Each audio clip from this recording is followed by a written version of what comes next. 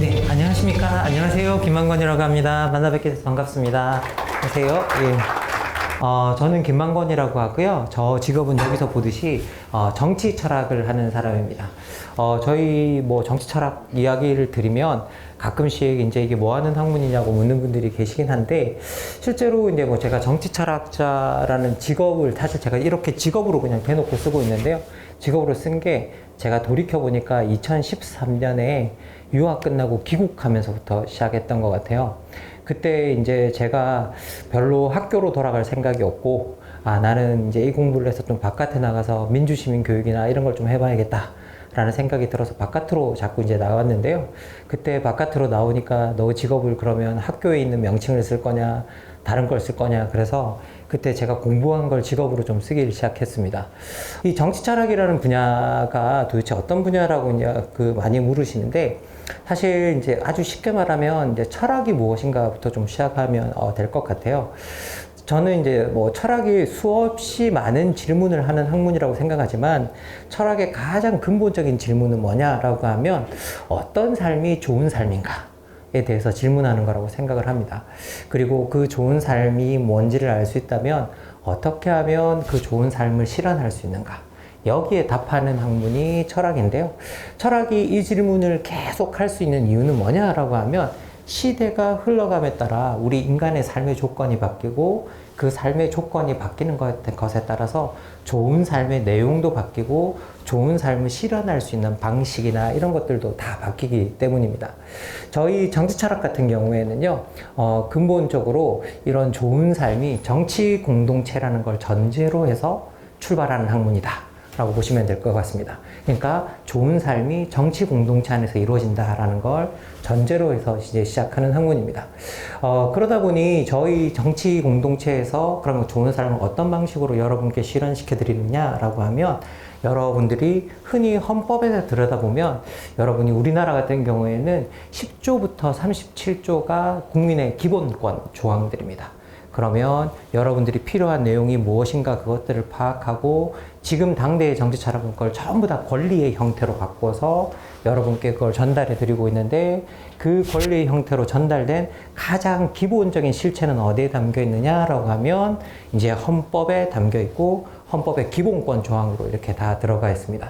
그래서 여러분이 헌법의 기본권을 읽어보시면 거기에 아무것도 아닌 것 같지만, 이제 맨 처음 시작할 때 여러분들의 인간 존엄성 조항부터 시작을 해서요, 제10조 인간 존엄성 조항부터 시작해서 그 존엄성을 실현하는 방식으로 여러분의 신체와 생명을 어떻게 보호할 것인가의 권리, 그리고 법 앞에 평등에 관한 권리, 그리고 그 다음에 정치 참여권의 권리, 그리고 여러분이 교육받을 권리, 그래서 일할 권리, 그리고 더 나가서 이제 그 모든 것을 다 했음에도 내가 삶에서 어려움을 겪는다면 거기에 대응할 수 있는 사회복지에 관한 권리들 같은 것들이 규정이 되어 있습니다. 이 사회복지에 관한 권리 같은 경우에는 여러분들이 보시는 대한민국 헌법의 제36조에 이제 다 들어가 있는 내용이고요. 여러분들이 헌법에 아무것도 아니라고 생각하시지만, 우리나라 복지가 어떻게 설계되어 있느냐를 보면 그 헌법에 언급되어 있는 노인, 청소년과 아동, 그리고 더 나가서 장애인, 이 세 축을 중심으로 해서 딱 우리나라도 만들어져 있거든요. 그 이유가 뭐냐라고 하면 헌법에 그걸 의무적으로 해야 된다라고 써놓고 있기 때문에 그것을 주축으로 해서 이루어지고 있습니다. 지금은 이제 우리 헌법이 1987년에 만들어진 이후로 한 번도 개정된 적이 없는데요. 그 이후에 이제 헌법의 권리 같은 경우, 새로운 권리 같은 경우, 이런 것들은 어떤 방식으로 방어하느냐라고 하면, 저희들이 37조 1항에 보면 열거되지 않은 권리라고 해서 그런 권리들, 기본권들을 방어하는 것을 소홀히 하지 않는다라는 이제 조항이 하나 더 있죠. 그래서 꼭 열거되지 않았다고 할지라도 시대의 변화에 따라 새롭게 생겨나는 권리들이 있다면 그것을 방어해야 된다라는 이야기로 여러분께 좀 더 폭넓게 이제 여러분 권리를 보호하는 방식으로 이루어져 있습니다. 이렇게 열거되지 않은 권리들 이제 이야기를 하게 되는데, 최근에 저희 정치 철학에서 세 가지 분야를 가장 열심히 고민하고 있습니다. 첫 번째 분야는 이제 여러분들이 가장 많이 들어보셨을 기후변화에 관한 고민을 하고 있는데요. 사실 저희 정치 철학이 기후변화에 대한 고민을 시작한 게 1972년 정도부터였습니다. 1972년에 스톡홀름에서 이제 UN 회의가 열렸는데요. 그때 회의의 주제가 뭐냐면 이제 환경과 기후 변화에 어떻게 대응할 것인가였는데, 그게 UN 회의의 주제가 된 이유는 뭐냐라고 하면 환경과 기후는 각 개별 국가가 대응해서 이 문제를 해결하지 못하기 때문에 이제 국제적 협력을 통해서 어떻게 이 문제에 대응할 것인가에 관한 이야기들이 이제 나오기 시작했었습니다. 그러면 생각해보면 여러분들 기후는 최근에 문제가 된 것 같은데, 알고 보면 이게 1972년부터 시작된 작업이었고요. 그래서 저희 정치철학 같은 경우에는 1990년대에 이미 기후정의라는 분야가 열려 있었습니다. 그리고 또 하나 저희들이 고민하고 있는 분야가 뭐냐라고 하면 이제 인구 감소 분야인데요. 이 인구 감소 같은 경우에는 전 세계적으로 인구 감소가 문제가 되기 시작한 건 1990년대 말 20세기 초였고요. 그리고 선진국에서 문제가 되기 시작한 건 1980년대 정도부터 이제 뭐 북유럽 같은 경우에는 그 전부터 또 문제가 되긴 했었지만 이제 80년대부터 본격적으로 문제가 됩니다. 우리나라 같은 경우도 진짜 아주 심각한 이제 문제가 되고 있다는 거 여러분 너무나 잘 알고 계실 텐데요. 1971년이 우리나라 인구학적으로 통계가 잡히기 시작한 이래로 아주 의미 있는 해입니다. 이게 왜냐면요, 통계가 정확하게 잡히기 시작한 이후로 가장 많은 아이들이 태어난 해입니다. 102만 명이 태어났습니다.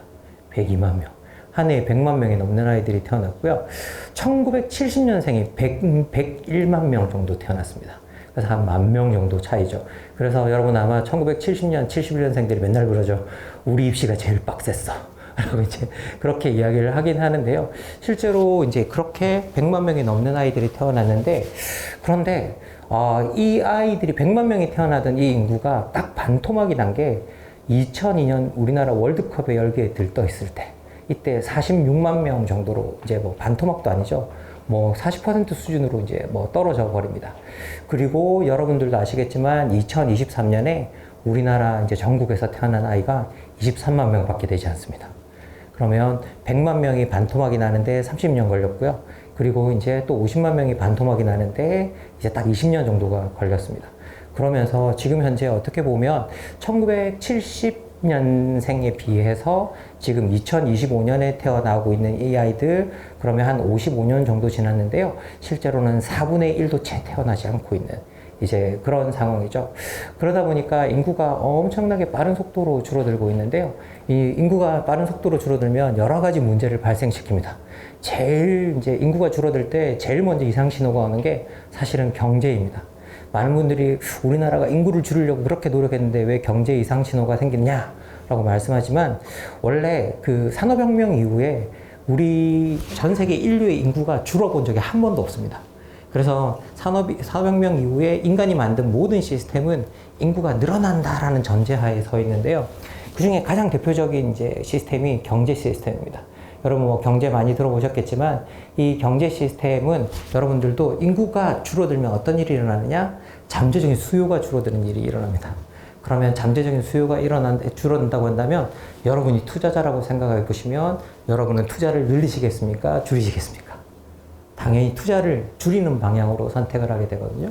그러면 인구가 줄어들면서 원래 투자가 줄어들고 경제가 위축되는 방향으로 가는 게 원래 기본적인 원칙입니다. 그리고 더 또 심각한 문제는 뭐냐면, 우리나라는 단순히 인구가 줄어들고 있는 게 아니라 고령 인구가 급격하게 늘어나면서 젊은 인구가 줄어들고 있는 이제 그런 구조입니다. 그러면 이건 생산력과 소비력의 입장에서 보면요, 젊은 인구가 없기 때문에 소비력은 떨어지고, 그리고 고령 65세 이상의 고령 인구가 계속 늘어난다는 건 어떤 뜻이냐? 노동시장에서 은퇴한 사람들이 늘어난다는 거죠. 노동시장에서 은퇴한 사람들은 기본적으로 수입이 풍족하게 없기 때문에 소비를 줄이는 성향이 있습니다. 그러면 65세 인구 이상의 인구가 늘어난다는 말은 어떤 뜻이냐?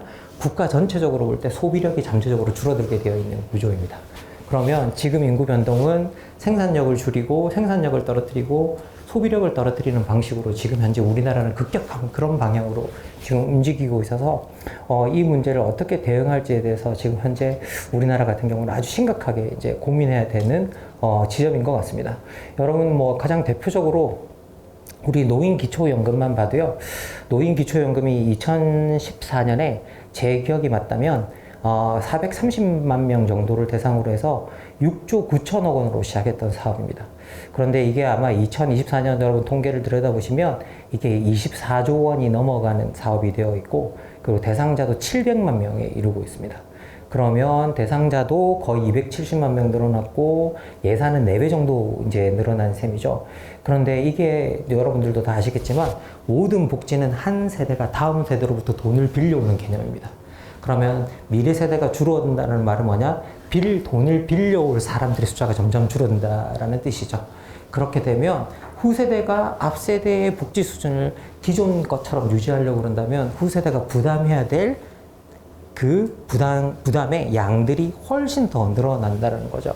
하나의 예를 들자면 지금 현재 우리나라 그 그 소위 말해 부양 비율이라고 해서 15세부터 64세의 노동 인구가 14세 이하, 65세 이상의 비노동 인구를 부양하는 비율이 0.4명 정도입니다. 지금 현재. 그런데 이게 50년 후에는 1.2명이 됩니다. 그러면 이건 아주 간단하게 말하면 복지 비용이나 이런 것들이 3배 이상 그 후세대들이 부담해야 된다라고 하는 이제 아주 단순하게 이제 계산을 하면 그런 방식으로 결론이 나오죠. 그래서 미래 세대가 짊어져야 될 부담들이 점점 늘어나기 때문에 이것들도 상당히 심각한 문제가 되어서 이제 그 인구 문제 같은 경우에는 우리가 아마 심각하게 고민해 봐야 되는 또 문제인 것 같습니다. 그리고 인구가 줄어들면요, 지방에서 인구가 절대 늘어날 수가 없습니다. 특히 우리나라 같은 구조는 지방에서 인구가 늘어나기가 하늘의 별 따기보다 어려운데요. 생각해보면 지금 현재 서울보다 소득이 높은 도시가 딱 하나 있습니다. 울산입니다. 울산. 그런데 울산을 여러분 들여다보시면 울산이 그렇게 소득이 높은데 인구가 거의 늘어나지 않습니다. 소득이 높은데 인구가 안 늘어난다? 되게 이상한 현상이거든요. 그 이유는 뭐냐라고 하면 울산의 일자리 구조를 보면 그 고소득을 주는 구조가 현대자동차 구조입니다. 그런데 현대자동차의 일자리에 제가 이제 한 2, 3년 전에 확인한 바, 지금은 좀 바뀌어 있을 수도 있을 것 같습니다. 2, 3년 전까지 현대자동차 일자리의 95%가 남성 일자리입니다. 그러면 지방에서 태어난 여성, 울산에서 태어난 여성들 같은 경우에는 고소득 일자리가 현대자동차가 줄어주고 있는데 거기에 일자리가 5% 정도밖에 없는 거죠. 그러면 거기에 있는 친구들은 일자리를 잡지 못하고 대부분 다 도시를 떠나게 됩니다. 그러면 젊은 여성들이 도시를 떠나게 된다라고 한다면 이 도시가 젊은 남성들만 넘치고 젊은 여성들이 사라진다라는 뜻은 어떤 뜻이냐라고 하면 짝이 안 맞죠. 그러면서 기본적으로 여기서 인구가 늘어나지 못하는 일들이 생겨나는데요. 실제 여러분들 이제 그 울산의 그 인구 비율 같은 것들이 20대 찾아보시면 아마 55대 45 정도의 균형으로 만들어져 있을 겁니다. 이 말은 뭐냐라고 하면 20대 남녀 비율의 차이가 거의 10% 정도 차이가 나고 있는 걸 실제로 볼 수 있거든요. 그래서 젊은 여성들이 그 도시를 떠나게 되는데 특징이 뭐냐라고 하면 젊은 여성들이 한번 도시로 이주하면 돌아오는 확률이 아주 떨어집니다. 그래서 이제 어떻게 보면 여기에 인구가 늘어나기 힘든 이제 구조들이 만들어지고요. 그리고 좋은 일자리들이 젊은 친구들이 있는 곳에 계속 생기기 때문에 수도권 쪽에서 좋은 일자리들이 계속 만들어지게 되는 성향들이 일어나서 자꾸 좋은 일자리 있는 쪽으로 젊은 인구들을 자꾸 옮겨가고 젊은 인구들이 여기 더 많아지니까 일자리는 여기서 계속 생기는 일들이 만들어져서 인구가 줄어들면 어떻게 되느냐, 소위 말해 국가에서 어떤 특정 도시 하나를 중심으로 발전하게 되고 나머지 지역이 다 죽어버리는 현상이 나타납니다. 하나의 예를 들어서 지금 같은 경우는 우리나라는 지금 현재 버틸 수 있는 게 통계적으로는 서울과 서울 주변의 몇몇 도시들밖에 없습니다. 우리나라는 부산이 제2도시인데 부산 인구가 1990년대에 397만 명인가까지 찍었거든요. 근데 이게 지금 320만 명대입니다. 지금 70만 명 이상이 빠졌습니다. 제가 사실 고향이 부산인데요. 제가 1년 전에 저희 어머니한테 들은 말입니다. 망건아, 부산은 노인과 바다다. 라고 이야기해요. 노인과 바다다. 이거 어르신들이 하시는 말씀입니다. 어르신들이. 젊은 애들 일자리가 없다. 라고 그렇게 말씀하십니다. 그러면 이건 젊은 애들이 일자리가 없다라는 뜻은 어떤 뜻이냐? 거기 일자리가 생겨날 수 없다라는 건 젊은 친구들이 이주해 나간다라는 뜻이죠. 바깥으로 나가는데 계속 수도권 지역으로 이주해 들어오는데 최근에 서울 지역으로는 젊은 친구들이 그렇게 많이 이주해 들어오고 있지 못합니다. 이유는 아주 간단합니다. 집값과 거주비가 비싸기 때문이거든요. 그래서 그 인구가 늘고 있는 곳이 어디냐라고 하면 인천이나 수원 같은 곳에 그 주변 도시들의 인구가 아주 늘어나는 현상들이 나타납니다. 그럼 거기에 거주하면서 일자리를 서울로 구하러 다니는 이제 그런 일들이 만들어지게 되죠. 그래서 지금 현재는 인구 문제도 우리가 너무 심각하게 봐야 될 것 같고요. 그리고 저희들이 이제 세 번째로 고민하고 있는 부분이 뭐냐라고 하면 바로 디지털 기술이 만드는 격차 부분입니다. 이 디지털 기술이 지금 현재 뭐 여러분 아마 너무 많이 발전해서 이제 그 발전의 속도를 거의 느낄 수 없을 정도로 빠른 속도로 발전을 하고 있는데요. 저희들이 디지털 기술이 정말 처음 발전할 때 이게 정말 축복처럼 여겨졌었습니다. 그런데 디지털 기술이 점점 분배하는 패턴들이 밝혀지기 시작했는데 그 분배하는 패턴들을 들여다보면 디지털 기술이 아주 소수의 사람들에게 집중적으로 몰아주는 이제 그 패턴들이 발견되기 시작했습니다. 그러면 기술은 되게 중립적일 것 같고 인간이 어떻게 쓰느냐에 따라 다를 것 같은데 어떻게 이런 일이 일어나느냐라고 하면 디지털 기술이 가지고 있는 속성 때문에 사실은 그 디지털 기술이 아주 소수들에게 몰아주는 경향이 나타날 수밖에 없는 어떤 그런 상황에 지금 처해 있습니다. 제가 그 이유 왜 디지털 기술이 소수들에게 몰아주게 되는가에 대해서는 여러분께 또 이제 다 하나하나 그 이유들도 말씀을 드리도록 하겠습니다. 그런데 이렇게 점점점 어떤 기술의 발전이 소수들에게 부를 몰아주게 되면 부나 소득을 몰아주게 되면 어떤 현상이 일어나느냐? 사람들이 그 소수의 집단에 들어가기 위해서 노동시장에서 치열한 경쟁을 벌이게 됩니다.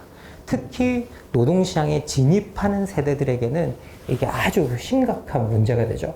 그래서 지금 현재 전 세계적으로 나타나는 기이한 트렌드 하나가 있는데요.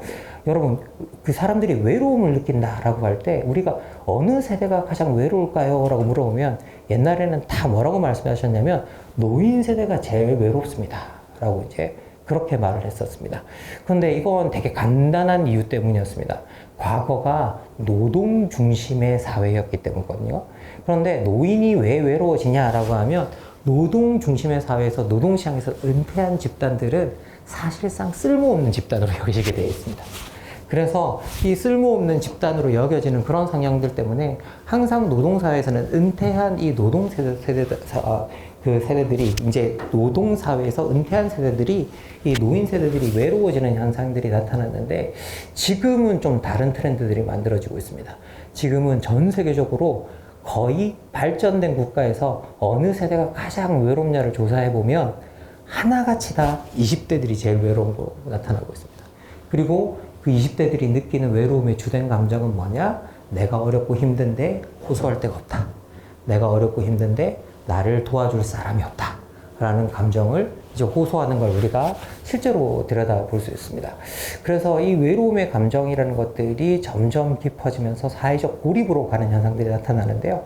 실제로 여러분 생각해 보시면 아주 경쟁 사회가 만들어지면 당연히 밀려나는 집단들이 나오게 되어 있습니다. 그러면 제가 이렇게 밀려난다라고 이야기를 하면 많은 분들이 어떻게 생각하시냐면 위에 있는 사람들은 잘 되고 밑에 있는 사람들은 밀려날 거야 라고 생각하는 성향이 있는데요.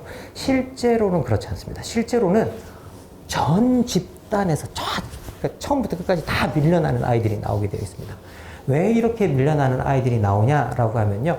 우리 사회가 지금 현재 단순한 디지털 사회가 아니라 디지털 능력주의 사회이기 때문입니다.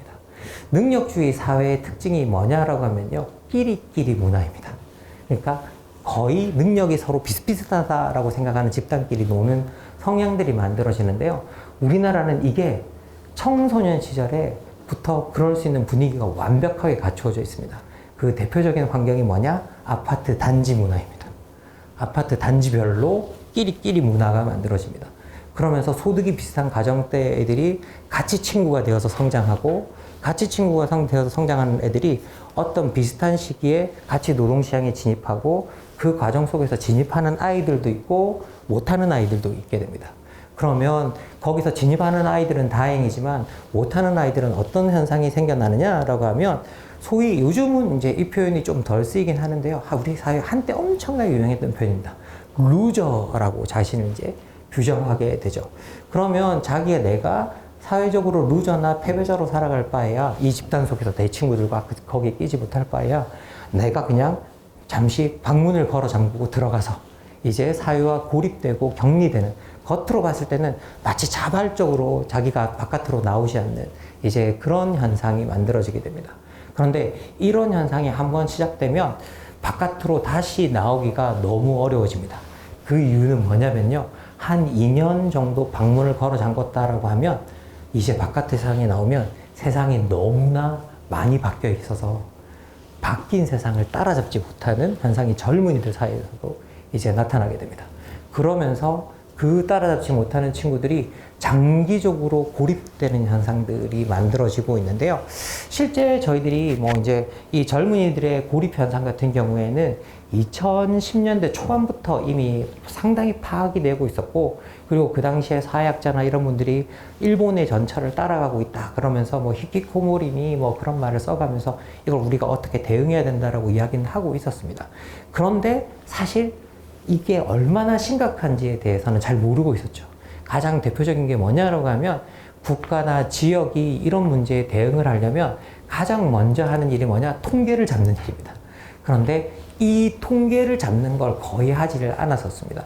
그리고 실제로 우리 젊은이들이 어떻게 고립 은둔하고 있는가 실태조사가 이루어졌던 게 사실상은 서울시가 첫 번째로 이제 2022년에 아주 구체적인 조사를 내놓게 되는데요. 제가 이제 서울시가 왜 이런 통계를 내놨나라고 이제 들여다보니까 올해 제가 작년 연말부터 계속 서울복지재단이나 이런 쪽으로 듣고 있는 이야기인데요. 서울시에서 올해 연말이나 내년 초에 외로운 부가 만들어질 것 같다 라고 이제 이야기를 하고 있습니다. 그래서 이제 거기에 대한 어떤 사전조사 성격이 아니었나라는 생각은 드는데요. 2022년에 2년 연말에, 그러니까 거의 12월에 나온 보고서인데요. 서울에 있는 지역에 있는 19세부터 39세 사이의 청년들이 어떻게 고립되고 은둔하고 있는가에 대한 실태 조사를 했었습니다. 그런데 뭐를 고립으로 하고 뭐를 은둔으로 분류할 거냐, 이게 상당히 복잡한 일이고 실제 그 보고서도 거의 한 페이지에 이르는 표를 만들어서 상세하게 분류를 하고 있는데요. 그런데 이걸 아주 간략하게 제가 몇 문장으로 요약해서 여러분께 말씀드린다면 6개월 동안 사람들을 만나지 않았거나 6개월 이상 사람을 만나는 일을 물리적으로 피하거나 정서적으로 피한 경우를 고립은둔으로 삼았습니다.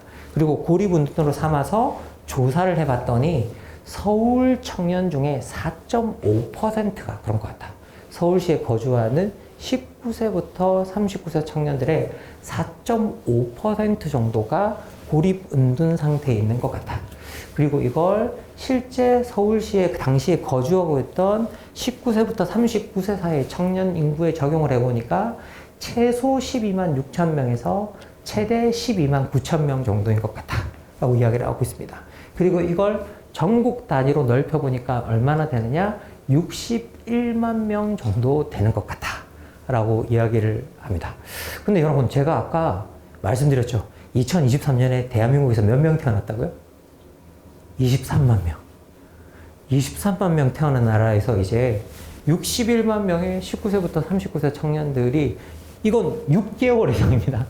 6개월 이상 사람들을 만나지 않거나 사람을 만나는 일을 피하고 있는 이제 현실적으로 일이 일어나고 있는 거죠. 그래서 도대체 왜 그렇게 됐느냐라고 이제 이유를 물어보니까 응답자의 64.6%가 뭐라고 답을 하느냐, 여기서 여러분 보실 수 있듯이 보실 수 있을지 원하던 시기에 취업을 못했다라고 답합니다. 제가 아까 말씀드렸듯이 노동시장에 진입할 때 이런 일이 일어난다라고 이제 말씀을 드렸죠. 그래서 가장 주된 원인은 저겁니다. 실제로 10대들이 사회적 고립이 왜 하고 있느냐를 들여다보면 10대들은 대인관계 문제가 훨씬 큽니다. 대인관계 문제가 훨씬 큽니다. 근데 이제 아까 말씀드린 19세부터 39세는 압도적으로 이제 노동시장과 관련된 문제들이 큰데요. 근데 그 다음에 또 이거는 그냥 또 이해할 만한 답입니다. 이건 왜냐? 전통적으로 사회적 고립이 일어나는 이유입니다. 그런데 그 다음 답이 좀 이상해요. 60.7%가 뭐라고 답하냐면 원하던 직장에 들어가지 못했다라고 답합니다. 그럼 여러분, 이게 원하던 직장에 들어가지 못했으면 솔직히 말씀드리면 제가 아까 1971년생 계시냐고 했는데 제가 1971년생입니다. 근데 저희 같은 1971년생 같은 경우에는 이게 좀 이해가 안 가는 대답입니다. 왜? 그 다음 직장에 가면 안 되나? 라고 생각을 하는 거죠. 꼭 원하는 직장에 가야 되나? 그런데 이게 전형적으로 능력주의 사회에서 나타나는 현상입니다. 아까 말씀드린 비슷비슷한 집단끼리 경쟁하고 비슷한 집단에서 무언가 진입하고 밀려나는 아이들이 나오면서 이런 일이 이제 일어나게 되는 거죠. 실제로 여기서 고립운둔 생활 지속기간 여기 보시면 1년 이상 3년 미만 28.1%, 그리고 3년 이상 5년 미만 뭐 16.7%. 그런데 여기서 보시면 10년 이상이 11.5%인 거로 나옵니다. 그러면 아까 우리가 전체적으로 61만 명 정도 고립되어 있었다라고 이제 이야기를 한다고 한다면 6개월 이상 고립되어 있다고 한다면 여기에 11.5%라고 하면 거의 7만 명가량이 이러고 있었다는 거죠. 10년 이상 이러고 있었다는 겁니다. 그런데 이 조사가 2022년에 이루어진 조사입니다. 그런데 그러면 2012년 전부터 최소한 7만 명은 그러고 있었다는 거죠. 그러면 상당히 많은 숫자임에도 불구하고 우리가 이걸 사회적 문제로 인식을 하지 못하고 있었습니다. 이유가 있습니다. 왜일까요? 은둔 고립의 특징이 비가시성이기 때문입니다. 보이지 않는 거. 그러니까 우리는 사회 문제를 눈에 보이는 것으로 파악을 하거든요. 그런데 이 은둔 고립의 특징이 눈에 보이지 않는다라는 데 있다라는 거죠. 그렇기 때문에 이 문제를 아주 심각하게 이제 인식을 하지 못했는데요. 제가 이제 여러분께 사연 하나를 좀 소개를 해드리면, 제가 작년에 4월 달에 수원에서 이제 청년 강의를 하고 나오는데, 갑자기 이제 강의가 끝나고 난 다음에 이제 한 20대 후반, 30대 초반 정도 돼 보이는 여성분이었는데, 저한테 이제 삐죽삐죽 걸어와서 뭘 이렇게 내미시는 거예요. 그래서 뭔가 하고 이제 두 손을 내밀어서 받아봤더니 초콜릿이에요. 조그만 초콜릿. 그래서 제가 감사합니다 그러면서 제가 이제 뭐 주시길래 말을 좀 걸어봤었습니다. 오늘 강의 어떠셨어요? 라고 이야기했더니 갑자기 그 친구가 이제 입이 텄는지 갑자기 하는 말이 뭐냐면, 선생님 사실 오늘 저도 그 선생님 강의를 들으면서 몇 가지를 느꼈는데, 선생님이 소개해 주신 죄송합니다 모든 통계에 해당하는 사람이 바로 접니다 라고 이야기를 하는 거예요. 그러면서 그 친구가 저도 사실 오늘 6년 만에 처음 나왔습니다 라고 이야기를 해요. 그래서 제가 깜짝 놀랐어요. 6년 만에 처음 나왔다고? 그런데 그 친구도 뭔가 좀 바깥에 나가보려고 여기저기 뭔가 프로그램을 찾다 보니까 이런 강의가 있다고 해서 한번 와봤습니다 라고 이야기를 하는 거예요. 그런데 그 친구가 그렇게 이야기하면서 저한테 했던 말이 너무 마음 아팠는데, 오늘 강의 다른 건 다 젖혀놓고 그냥 이 모든 게 내 탓만은 아니라고 말씀해 주셔서 감사합니다 였어요. 그러면 이 친구는 지금 이 문제가 왜 일어났다고 생각하고 있는 거예요. 이게 다 자기가 잘못해서 일어났다라고 이제 생각하고 있는 거죠. 바로 이게 능력주의 사회에서 나타나는 전형적인 현상입니다. 왜? 능력주의 사회의 윤리가 네 인생은 네가 책임지고 내 인생은 내가 책임지는 자기 책임의 윤리의 사회이기 때문입니다. 그런데 제가 이렇게 단순히 6년 만에 나온 친구만 본 게 아니라요. 제가 실제로 현장에서 10년 만에 나온 친구도 봤습니다. 10년 이상 고립되어 있다가 나온 친구도 보고 그랬는데, 제가 또 이 강의하면서 좀 느끼는 게 너무 많았던 게 뭐냐라고 하면, 제가 이게 청년들에 관한 고립, 외로움 이야기를 많이 하는데 노인보호센터에서 그렇게 강의 요청이 많이 오는 거예요. 너무 이상했어요. 그래서 처음 두 번은 그냥 뭐 아무 생각 없이 가다가 제가 두 번째가 세 번째 갔을 때 여쭤봤어요. 제가 노인보호센터에서 강의 요청이 요즘 많이 오는데 왜 청년 고립 문제를 노인보호센터에서 이렇게 많이 요청하세요? 라고 했더니 그 센터장님이 저한테 사실 옛날에 그 가정폭력의 주된 원인이 거의 다 배우자였대요. 주된 원인이. 그런데 지금의 폭력의 가장 주된 원인 중에 하나가 그렇게 고립된 자식들이래요. 집에 이제 생각해보면 부모님들이 자식들이 자꾸 고립되어 있고 집안에 있으니까 뭐라도 하라고 그러겠죠. 이제 그런 것들이 가정 불화로 이어지면서 폭력이나 이런 것들로 너무 많이 이어져서 이 부분을 어떻게 좀 어떻게 하면 그 원인이 도대체 왜 일어나는가. 그 원인이라도 좀 파악해 보려고 우리가 이제 이런 강의를 요청했습니다. 라고 이야기를 하세요. 그래서 사실 저도 이제 그때 새로운 정보를 얻어서 깜짝 놀랐던 경우였는데요. 그런데 아까도 말씀드렸다시피 실제로 많은 친구들이 은둔 고립되어 있는 친구들이 탈출을 하고 싶어 하는데 탈출해서 성공한 경우가 사실 많이 없어요.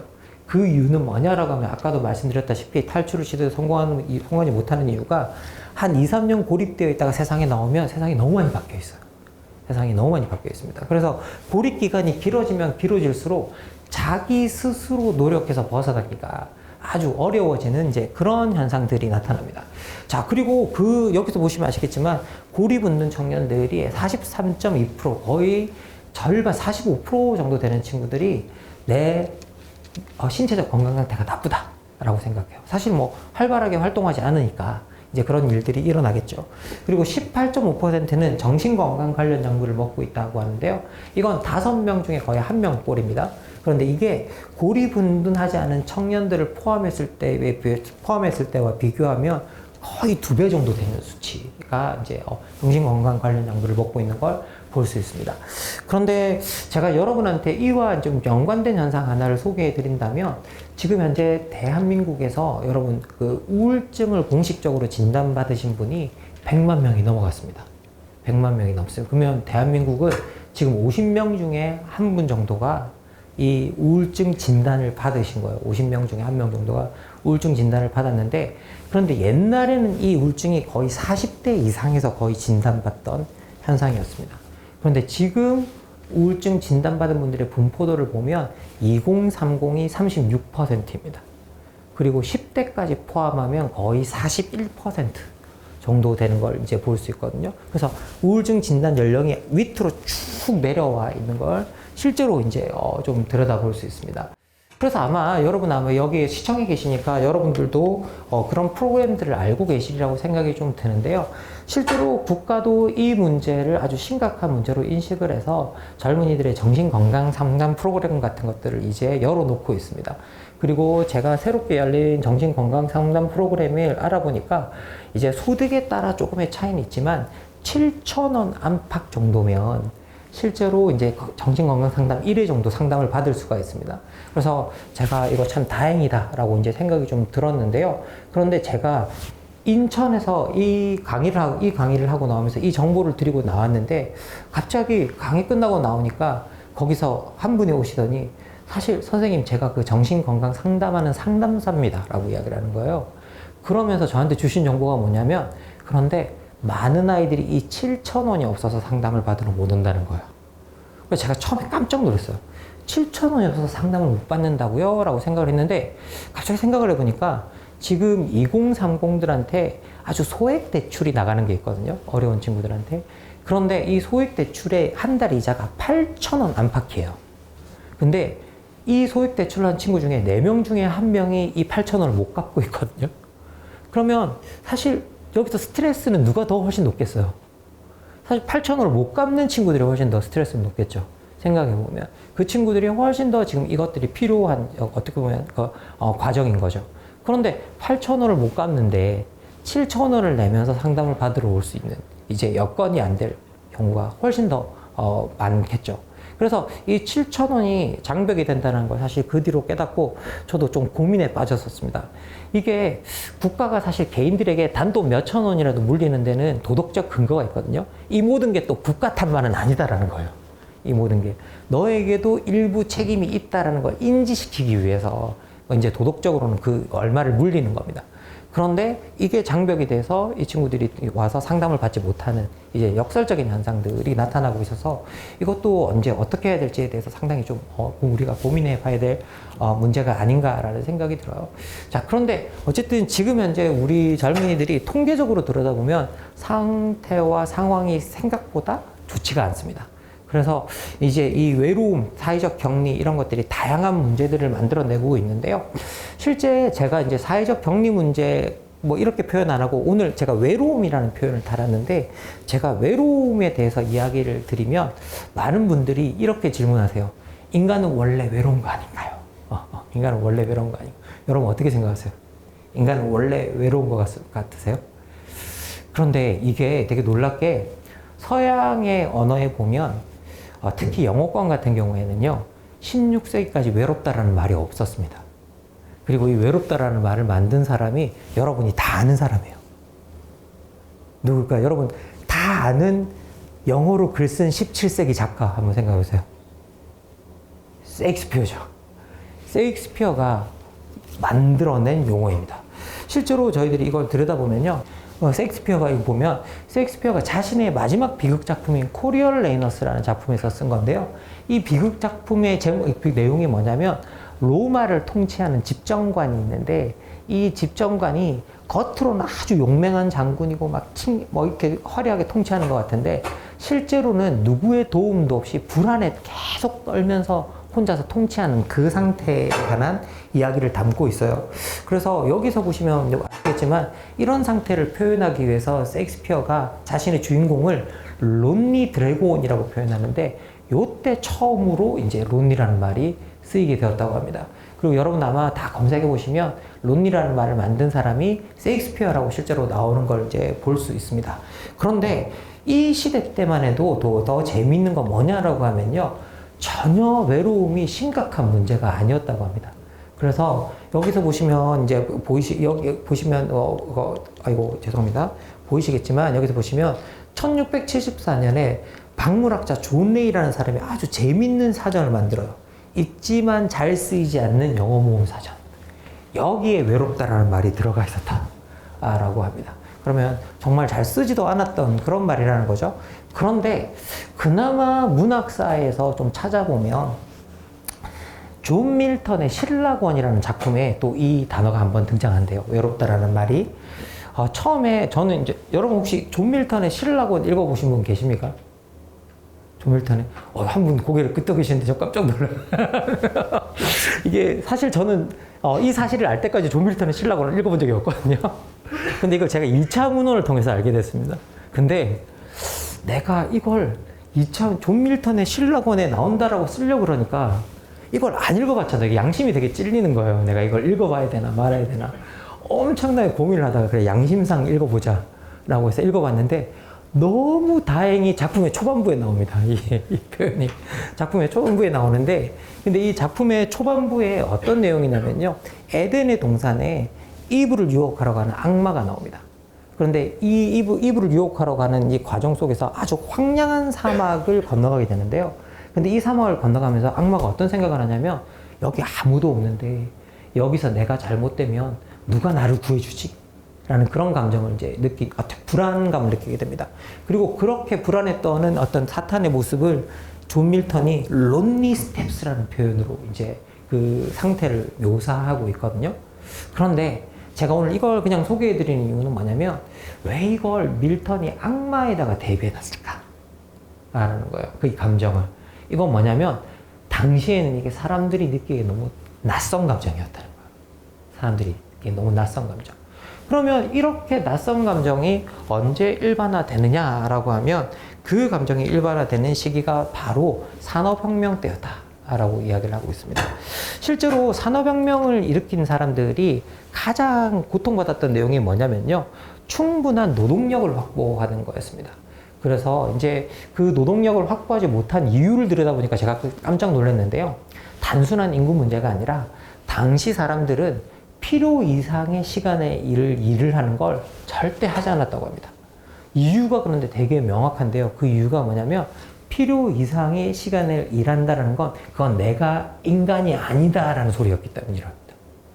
그 생각해보면 여러분 옛날에 동서양을 막론하고 열심히 일하고 있었으면 신분이 뭐였어요? 천민들이었던 거예요. 그리고 신분이 높은 사람들이 뭐 하고 있었어요? 전부 다 정치하고 예술하고 뭐 이런 활동을 하고 있었던 거죠. 그러면 필요 이상의 시간에 일을 한다는 거 뭐냐? 내 신분이 천하다라는 증거였기 때문에 이 사람들이 그 이상의 시간을 일을 하지 않으려고 했다고 합니다. 그래서 18세기 사상가들이 만들어낸 아주 놀라운 역발상이 하나 있었는데요. 일을 열심히 하고 안 하고를 선악의 문제로 만듭니다. 그래서 열심히 일하면 선이고 그렇지 않으면 악이다라고 해서 이걸 노동윤리라고 부릅니다. 근데 이 노동윤리라고 부르는 이 이야기 이제 생각해 보시면 말이 안 되는 거죠. 과거에는 열심히 일하면 이게 오히려 잘못된 거고 악이었는데 이제 거꾸로 역전된 현상이 나타나서 노동윤리를 통해서 인간이 열심히 일하지 않으면 악이 되는 세상이 이제 온 거죠. 그런데 이런 발상이 우리 인류의 역사에서 사실은 200년 조금 넘게 된 발상이라는 겁니다. 그리고 두 번째, 이제 이 노동윤리와 함께 이 당시 사람들이 이제 가장 쉽게 이 문제를 해결하려고 했던 방식이 뭐냐라고 하면 아이들을 많이 낳으라 그런 거죠. 그래서 실제로 이제 유럽에서 18세기 중엽부터 19세기 말 사이에 인구가 폭발적으로 증가하게 됩니다. 2.3배 정도 증가했대요. 그런데 이게 1850년대 정도부터 오면서 문제가 생겨난다고 합니다. 그 가장 중요한 문제가 뭐냐면 늘어나는 인구수를 늘어나는 일자리 수가 따라잡지 못하는 거죠. 그러면서 1870년대부터 유럽 각국의 사전에 새로운 단어가 하나 등재가 되는데요. 그 단어가 바로 실업이었다고 합니다. 그러면 실업의 역사도 한 150년? 이제 정도밖에 안 된, 이제 우리 인류의 역사에서 그런 거죠. 자, 그런데 문제는 뭐였느냐라고 하면 이렇게 이제 인구가 폭발적으로 증가하면서 실업의 문제가 생겨났다고 그랬죠. 그런데 이때 이 산업혁명이 도시화와 같이 진행된 게 이 모든 문제와 겹치면서 큰 문제를 만들었다고 합니다. 가장 중요한 이유가 뭐냐라고 하면요. 실제로 많은 사람들이 일자리를 위해서 자기 집을 떠나버린 거예요. 그래서 이 사람들이 내가 도시 주변에서 아주 근근히 이제 어렵게 이제 살고 있는데 갑자기 직업도 없는 사람이 된 거죠. 그래서 이때 수많은 사람들이 어떤 감정을 느끼게 되냐면요. 내가 고향을 떠나와서 뿌리 뽑힌 인간이 되었고 이제 일자리마저 없는 쓸모없는 인간이 되었다 라는 감정을 느꼈대요. 뿌리 뽑히고 쓸모없는 인간이 되었다. 그런데 이때만 해도 여러분 다 아시겠지만 복지제도 같은 것들은 없었던 거죠. 그러면서 내가 완전히 버려진 인간이 되었다라는 감정에 난무하게 된다고 그럽니다. 그리고 이런 감정에 시달리는 사람들을 부르는 명칭이 생겨났대요. 그리고 그 명칭이 여러분들이 다 아는 대중이라는 말이었다고 합니다. 그러면 대중이라는 말은 어떤 뜻이냐? 원래 뿌리 뽑힌 인간들의 집단, 쓸모 없어진 인간들의 집단, 그래서 버려진 인간들의 집단이었다고 이야기를 하고 있습니다. 그리고 요 이야기를 해주는 사람이 누구냐면요. 저희 정치 철학자 중에 한나 아렌트라고 하는 아주 유명한 철학자가 아주 신기한 책에서 이 이야기를 합니다. 외로움에 대한 이야기를 합니다. 전체주의의 기원이라는 작품에서 이야기를 하고 있습니다. 그러면서 전체주의 기원에서 이 외로움에 관한 이야기를 쭉 늘어놓고 있는데요. 그런데 여기서 아렌트가 뭐라고 이야기하느냐? 이 대중들의 특징이 뭐냐? 인간으로서의 가장 중요한 특징은 야만과 태보가 아니라 고립과 정상적인 사회관계의 결여다라고 이야기를 하는데요. 그런데 그러면 이게 외로움이라는 것들이 생각보다 심각한 문제라는 건데 이게 왜 그렇게 그러면 심각한 문제일까라고 이제 이야기를 했을 때 가장 중요한 게 이제 이 외로움, 사회적으로 버려진다는 이것들이 기본적으로 우리 인간들이 할 수 있는 가장 끔찍한 경험이기 때문이다라고 이야기를 하는데요. 근데 이게 왜 이렇게 그러면 끔찍한 경험일까? 여러분께 이제 좀 소개를 좀 드려야 되는데, 제가 이걸 철학적으로 말씀드리면 여러분 뭐 밤을 새서 이야기를 드려야 될 것 같고, 우리 인간사로 돌아와서 이제 이야기를 좀 드리면, 여러분이 아주 열심히 인생을 사셨는데 아주 어려운 상황에 당면한 거죠. 근데 그때 주변을 돌아보니까 나를 도와줄 사람이 하나도 없다는 사실을 알게 되었습니다. 그러면 이때 우리는 이 질문을 하게 돼요. 나는 인생을 어떻게 살아왔길래 지금 이 순간에 나를 도와줄 사람이 하나 없을까? 그럼 이거 뭐냐? 타자의 부재가 나의 가치에 대한 질문이 돼요. 나의 가치에 대한 질문. 그리고 이 가치에 대한, 나의 가치에 대해서 질문을 답을 하지 못하면 우린 당연히 뭐라고 묻게 되느냐? 나는 이 세계에 도대체 왜 존재하고 있는 거지? 라고 생각하게 되는 거죠. 한나 아렌트가 그래서 외롭다라는 건 어떤 거냐? 타자가 사라지고 내가 사라지고 세계를 잃어가는 연속적인 과정이라 인간이 할 수 있는 가장 끔찍한 경험이다 라고 이야기를 해요. 제가 작년에 구미에서 이야기를 했는데 강의를 듣던 20대 중반의 남성 정도 보였는데요. 갑자기 자기도 모르게 입에서 튀어나왔던 것 같아요. 선생님, 나는 이 세상에 왜 존재하고 있는 걸까? 그러면서 얼굴을 감싸고 눈물을 펑펑 쏟는 거예요. 이게. 그래서 저도 그거 보고 정말 깜짝 놀랐었거든요. 근데 실제로 이제 도움이 없다라는 것, 이게 외롭다라는 것, 이런 것들이 이렇게 인간이 할 수 있는 가장 끔찍한 경험으로서 이런 상실을 만들어낸다고 합니다. 자, 그리고 더 심각한 문제는 뭐냐면요. 이렇게 외로워진 사람들이 빠지는 감정이 문제가 되는데, 이렇게 외로움에 빠진 사람들이 빠지는 감정을 아렌트는 자기중심적 슬픔에 빠진다고 하고, 이걸 영어로 self-centered bitterness라고 표현하거든요. 그런데 이 bitterness라는 단어를 찾아보시면 이게 우리 번역으로는 슬픔으로 옮겨져 있는데, 이 안에 찾아보시면 정말 중요한 의미가 생략되어 있어요. 정말 진짜 중요한 의미는 뭐냐면 울분이에요. 화가 나요. 다 사람이 화가 나거든요.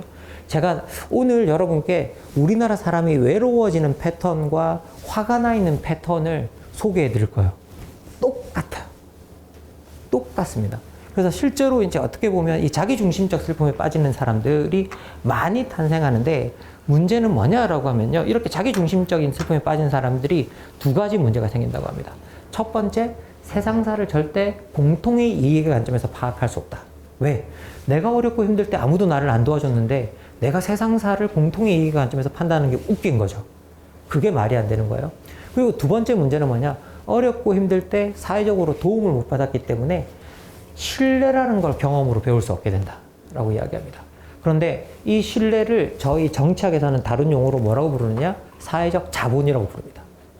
그런데 이 사회적 자본이 없는 상태를 정치학 용어로 뭐라고 그러느냐? 자연 상태라고 불러요. 그리고 이 사회적 자본, 신뢰가 있는 상태를 사회 상태라고 부르는 겁니다. 그리고 이 자연 상태의 다른 말이 뭐냐? 만인대 만인의 투쟁이라고 부르고, 이건 우리 평범한 지금 용어로는 뭐라고 부르냐? 각자 도생이라고 부릅니다. 자기가 알아서 살아남는 사람들의 사회. 라는 거죠. 자, 그래서 이 각자 도생의 사회가 되어버리는 게 이제 가장 큰 문제다라고 이제 이야기를 하는데요. 그런데 이렇게 이제 그 경험 속에서 구원을 받지 못하는 사람들이 그래도 외롭고 힘들고 이런 사람들이 그래도 구원은 끊임없이 갈망하게 되겠죠. 그러면 이런 사람들이 그 구원을 어디에서 찾게 되느냐라고 하면 경험 속에서 찾을 수 없기 때문에 이데올로기에서 찾게 된다라고 이야기합니다. 그러면 이게 되게 뭔가 큰 이야기 같지만 여러분, 이 이데올로기, 구원의 이데올로기를 담은 가장 일반적인 게 뭐냐? 사이비 종교예요. 사이비 종교. 그래서 외로운 사람들이 사이비 종교 같은데 엄청나게 많이 빠져들어갑니다. 그런데 이런 사이비 종교의 형식을 취한 정치인들도 나오게 돼요. 그 가장 대표적인 인물이 누구였냐? 히틀러였다는 거예요. 히틀러라는 인물이었다는 겁니다. 자, 그러면서 기본적으로 한나 아렌트가 뭐라고 이야기를 하냐면요. 자, 전체주의라는 게 있는데 이거 독재와 완전 다른 거야 라고 이야기합니다. 독재는 위에서 힘이 있는 사람이 찍어 눌러서 만드는 체제지만 전체주의는 뭐냐? 외로워진 사람들이 아래로부터 지지해서 만들어지는 체제다. 그래서 훨씬 더 독재보다 강건하고 힘센 체제로 존재하게 된다라고 이제 이야기를 하고 있습니다. 그리고 최근에 저희들이 이걸 가지고 분석하는 현상이 뭐냐? 트럼프 현상입니다. 트럼프 현상. 왜 트럼프가 지지를 받게 되느냐에 대해서 이제 이걸 분석하고 있는데요. 실제로 되게 놀랍게도 통계가 있습니다. 통계적으로 들여다보면 사회적으로 고립된 사람일수록 트럼프에게 투표합니다. 실제로 투표합니다. 그리고 트럼프 케이스만이 아닙니다. 유럽의 각국에 쌓여져 있는 투표 성향의 데이터를 들여다보면 사회적으로 고립되어 있는 사람들일수록 극단주의자들에게 투표합니다. 극단주의자들에게 투표하는 성향들이 만들어집니다. 그래서 실제로 이제 극단주의와 어떻게 보면 말씀드리지만 이 외로움과 극단주의가 서로 어느 정도 상관관계를 맺고 있다는 것들이 통계적으로 지금 다 증명이 되고 있기 때문에 상당히 어떻게 보면 이걸 우리가 심각한 문제로 인식하고 이걸 개선하려고 하는 거죠. 그런데 여러분 생각해 보십시오. 이 문제를 알고 이제 사회적 연결고리를 만들려는 측이 있겠지만 트럼프 같은 사람들이 권력을 잡으면 제일 먼저 뭘 하겠어요? 사람들이 연결되는 고리를 끊어야겠죠. 그래야 자기들한테 표가 오죠. 그러면 사회적으로 연계하는 자금들을 끊어버립니다. 그럼 수많은 자금들을 끊는 거죠. 수많은 자금들을 끊어버리는 이제 일들이 일어나고 있어서 이 문제 같은 경우에는 아주 정치적으로도 심각할 수밖에 없는 어떤 그런 문제라는 거 이제 말씀을 드리겠습니다. 자, 그러면 제가 이제 지금까지 외로워진 사람들이 외로워지는 패턴을 쭉 설명을 드렸는데 이제부터 좀 본격적으로 제가 여러분한테 디지털이 격차를 어떻게 만들고 이게 어떻게 경쟁을 만들고 어떻게 밀려나는 사람들을 지금 이 시대에 만들어내는지에 대해서 이제 하나하나 설명을 좀 드려야 될 시점인 것 같습니다. 이 구절을 쓰신 분은 누구냐라고 하면요. 에릭 브린율프슨과 앤드류 메가피라고 하는 MIT에 있는 슬론 경영대학원이라는 곳의 이제 교수님들입니다. 여러분 MIT는 많이 들어오셨죠? 여긴 공대 베이스의 학교고 아주 유명한 학교고요. 그리고 슬론 경영대학원은 디지털 기술이 비즈니스와 결합하면 어떤 효과를 내는가에 특화되어 있는 대학원입니다. 그리고 사실상 세계에서 그 분야에서는 가장 좋은 대학원 중에 하나인데요. 근데 여기에 계신 분들이 뭐라고 이야기하느냐? 각 집단에서 디지털 기술은 승자의 경제적 이득을 증가시키는 한편 경제적으로 중요성이 떨어지는 사람에게 보상을 훨씬 적게 해주는 경향이 있다. 생산성, 총소득, 이게 경제 전체로 볼 때 증가해왔다는 이 희소식은 뒤처진 사람에겐 별달리 위로가 안 된다. 이익이 아무리 크다 해도 그게 상대적으로 소수에게 집중이 되고 대다수 사람들은 전보다 오히려 열악해지는 상황이 벌어졌기 때문이다 라고 이야기를 하고 있습니다. 자, 그러면 여러분 아마 이제 이 이야기를 드리기 위해서 제가 좀 소개해 드리고 싶은 게 뭐냐면요. 여러분 20세기 초에 들어올 때 아마 2대8 사회라는 말 많이 들어보셨을 겁니다. 그리고 이 2대8 사회를 말하는 말이 일반화되는데 가장 많이 기여한 사람 중에 한 사람이 누구냐면 노벨 경제학상 수상자인 경제학자 폴 크루그먼입니다. 그리고 이 폴 크루그먼은 뭐 경제위기나 이런 때 되면 뉴욕타임즈에 항상 가장 먼저 기사가 칼럼이 올라오는 그런 사람이죠. 근데 이분이 딱 2000년대 들어올 때 뭐라고 이야기하냐면요. 신기술을 이용할 수 있는 20%와 그렇지 못한 80%들 사이에 격차가 너무 커지고 있다 라고 지적을 합니다. 그리고 2010년대에 들어오면 이제 이언 듀베커라고 하는 아주 유명한 또 경제학자가 노스웨스턴에 계셨죠. 근데 이분이 미국의 2010년대에 미국 소득 분포의 변화를 살펴보니까 변화의 대부분이 최상위 5%에 집중이 되어 있더라 라고 이야기를 합니다. 그러면 2대8 사회보다 더 좁아졌죠. 생각해보면. 그런데 그 이유가 뭐냐? 기술 기반 지식 변화의 혜택이 너무 소규모 집단에 집중됐기 때문이다.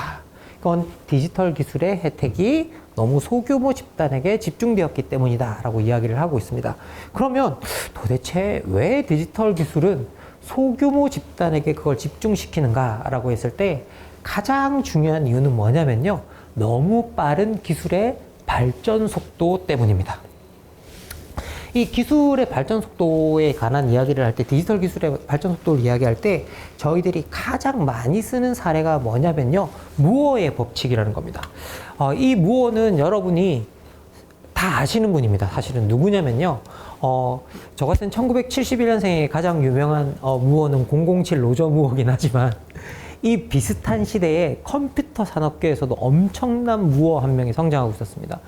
이름은 고든 무어라는 사람이고요. 그리고 이 사람의 흔적을 여러분 어디서 확인할 수 있느냐? 노트북 같은 걸 딱 열면 파란 딱지가 붙어 있습니다. 인텔 칩이 들어갔다는 표시입니다. 인텔의 공동 창업자입니다. 이 인텔의 공동 창업자인 고든 무어에게 1965년에 미국의 일렉트로닉스라는 잡지에서 이렇게 물어봅니다. 당신이 지금 CPU 연산 장치를 만들고 있는데 이 CPU의 연산 능력이 어떤 속도로 발전하겠습니까? 라고 물어봤습니다. 그랬더니 이분이 내가 지난 몇 년간 발전해온 속도와 패턴을 생각해 보니까 앞으로는 같은 가격이라면 해마다 2배씩 성능이 좋아질 거라고 이야기합니다. 같은 가격이라면 2배씩 성능이 좋아질 거다. 그런데 이게 생각보다 아주 충격적인 말이었어요. 왜냐? 이게 2년 차에 4배, 3년 차에 8배, 4년 차에 16배 그렇게 가는데 이게 40년 차가 넘어가면 100만 배가 넘어가고 45년 차가 오기 전에 1000만 배가 넘어가고 그리고 반세기가 오기 전에 1억 배가 넘어가는 속도였습니다. 그러면 이게 너무 빠른 속도였던 거죠. 그래서 이거 너무 좀 빠른데 라고 생각하는 사람들이 많았었습니다. 근데 이분이 뭐라고 이야기하느냐? 내가 말하는 게 앞으로 10년 정도는 맞아 들어갈 거예요 라고 이야기를 합니다. 그리고 진짜 10년이 맞아 들어간 거예요. 그래서 사람들이 또 물어본 거죠. 1975년에. 당신이 말한 게 10년 정도 정말 맞아 들어갔는데 그럼 앞으로는 어떻게 발전하겠습니까? 라고 했더니 이분이 그때 앞으로는 같은 가격이라면 2년마다 2배씩 성장할 거다 라고 이야기합니다. 2년마다 2배씩 성장할 거다. 이건 좀 다행이죠. 속도가 좀 느려진 느낌이 있는 거죠. 자, 그래서 실제로 이제 이분이 말한 게 정말 맞았나 안 맞았나를 저희들이 확인해 보려면 뭘 보면 되느냐?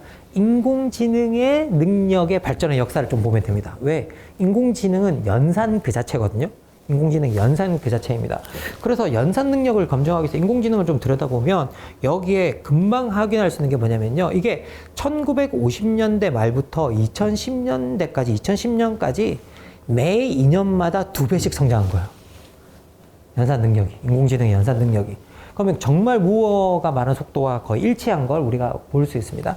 자, 그런데 이게 2011년 정도부터 되게 속도가 달라집니다. 여기 보시면 해마다 10배씩 성장합니다.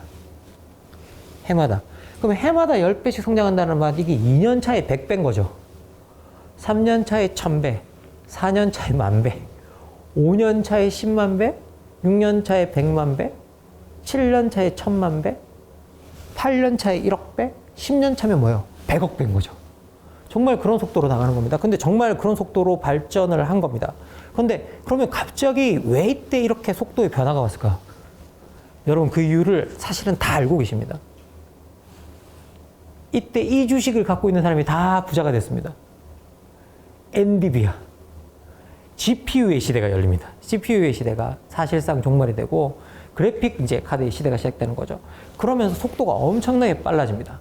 그러면 여러분 이렇게 속도가 생각해 보세요. 속도가 시간이 가면 갈수록 저런 속도로 빨라진다는 말은 어떤 뜻이냐? 시간이 가면 갈수록 그 속도를 따라잡는 사람의 숫자가 점점 적어진다는 뜻이죠. 그래서 디지털 기술이 이런 속도로 발전하고 있기 때문에 실제로 시간이 가면 갈수록 소수들에게 보상하는 성향들이 자연스럽게 이제 만들어지게 됩니다. 그래서 이제 이런 기술의 발전 속도가 너무 심하게 되면 어떤 현상이 나타나느냐? 저희들이 기술의 발전 속도를 잘 느끼지 못해요. 이유가 뭐냐? 내가 따라잡으면 지나간 기술이에요. 그래서 기술을 따라잡는 걸 포기하는 현상들이 이제 나타나게 되는 거죠. 이제 그러면서 기술의 발전 속도 자체를 이제 오히려 느끼지 못하는 그런 현상들이 나타납니다. 저같이 이제 저희 세대들이 어떻게 보면 저희 1970년생들, 71년생들이 어떻게 보면 아날로그 기술과 컴퓨터 기술이 발전하던 시대에 청년기를 보냈기 때문에 이 기술에 대한 환상이 좀 있습니다. 그래서 기술을 따라잡아야 된다라고 하는 어떤 그런 뭐라고 해야 될까? 의무감? 그런 것도 좀 있고 내가 따라잡는 사람이야 라는 걸 보여주려고 하는 그런 욕망도 좀 있죠. 그러다 보니까 저희들이 그걸 보여주기 위해서 제일 많이 하는 일이 뭐냐라고 하면요. 스마트폰이 바뀔 때마다 새 신형이 나올 때마다 그걸 구입하는 이제 성향들이 만들어지는 거죠. 그런데 쓰는 건 똑같아요. 인터넷 매일 그리고 최첨단 기능 쓰면 뭐 계산기, 알람, 그리고 빅스비 같은 거 한번 지니 같은 거 뭐 한번 물어보는 이제 그런 것들 이제 정도의 수준에 그치게 되는 거죠. 그래서 이제 생각해보면 그러면 사실 생각해보면 저희들이 쓰는 기능이라는 게 지금처럼 뛰어난 성능이 사실은 필요가 없거든요. 그런데 저도 지금도 아직도 뭐 아이폰이라 이런 걸 씁니다. 그래서 제가 한 번은 와이프한테 물어봤어요. 나는 도대체 이런 걸 왜 쓰는 걸까? 라고 물어봤더니 저희 와이프가 당신이 겉멋이 들어서 그래 라고 그렇게 답을 하더라고요. 그런데 사실 이게 그 겉멋이라는 게 내가 뭔가를 따라잡고 있다는 걸 자꾸 이제 증명하려고 하는 이제 그런 것들이기 때문에 그런 것들이겠죠. 그래서 이 기술의 발전 속도라는 것들이 너무 이제 어떻게 보면 심각하다라는 걸 우리가 이제 볼 수 있습니다. 자, 그리고 두 번째 이유는 뭐냐면요. 디지털 기술이 상용화될 때 플랫폼 형식으로 상용화될 때 그 플랫폼들이 각 영역에서 독과점을 만드는 현상 때문입니다. 아주 쉬운 말로 하면 뭐냐면요. 플랫폼들이 덩치가 크면 클수록 위력을 발휘하는 현상 때문입니다. 그리고 이 플랫폼이라는 게 대단한 게 아닙니다. 여러분들이 딱 그냥 휴대폰, 스마트폰 열어보시고 그냥 그 앱들이 있죠. 그냥 클릭하시면 그것들이 다 플랫폼들인 거죠. 그렇게 이제 그 상용화될 때 그 플랫폼들이 각 영역에서 독과점을 만드는 현상이다라고 말씀을 드렸는데 이게 그 가장 대표적인 겁니다. 이게 검색 엔진 시장이거든요. 이 검색 엔진 시장에서 전 세계에 검색 엔진이 몇 개 있는지 모르겠지만 일단 전 세계 검색 엔진 시장에서 가장 주요한 검색 엔진은 뭐냐? 구글이고 이 구글이 검색 엔진 시장이 일단 92% 정도를 장악하고 시작한다는 겁니다. 그러면 나머지 검색 엔진이 8%를 나누는 시장이에요. 여기가. 그럼 사실상 독점이 만들어진 거죠. 사실상 독점이 만들어져 있는 겁니다. 우리나라는 네이버 때문에 잘 느끼지 못하십니다. 여러분들이 네이버 때문에 잘 느끼지 못하는데 실제 네이버는 저 분류에서 아더, 기타 등등으로 분류가 되어 있습니다. 독립적으로 끼지도 못합니다. 기타 등등에 들어가 있는 분류입니다. 그런데 네이버는 왜 우리나라에서 잘하고 있는 걸까요? 전 세계가 다 저런데. 예, 네이버는 왜 잘하고 있는 거예요? 네이버가 좋은 기업입니다. 훌륭한 친구들도 많고 똑똑한 친구들도 많고 정말 그렇습니다. 기술력도 좋고 거기에 대해서는 부인할 바가 아닙니다. 그런데 다른 기업은 아닐까요? 예? 다른 데 똑똑한 친구들이 없을까요? 네이버 왜 우리나라에서 유독 잘하고 있을까요? 되게 간단한 이유 때문입니다. 문자 체계가 달라서 그렇습니다. 실제로 알파벳 시장을 다 먹은 거예요. 여기 두 번째 보시면 두 번째가 바이두 중국 엔진입니다. 그죠? 그리고 네 번째가 야후인데 야후는 우리나라에서 만들어져서 일본으로 건너간 엔진입니다. 그러면 문자 체계가 다른 곳이 다 살아남은 거예요. 문자 체계가 다른 곳이.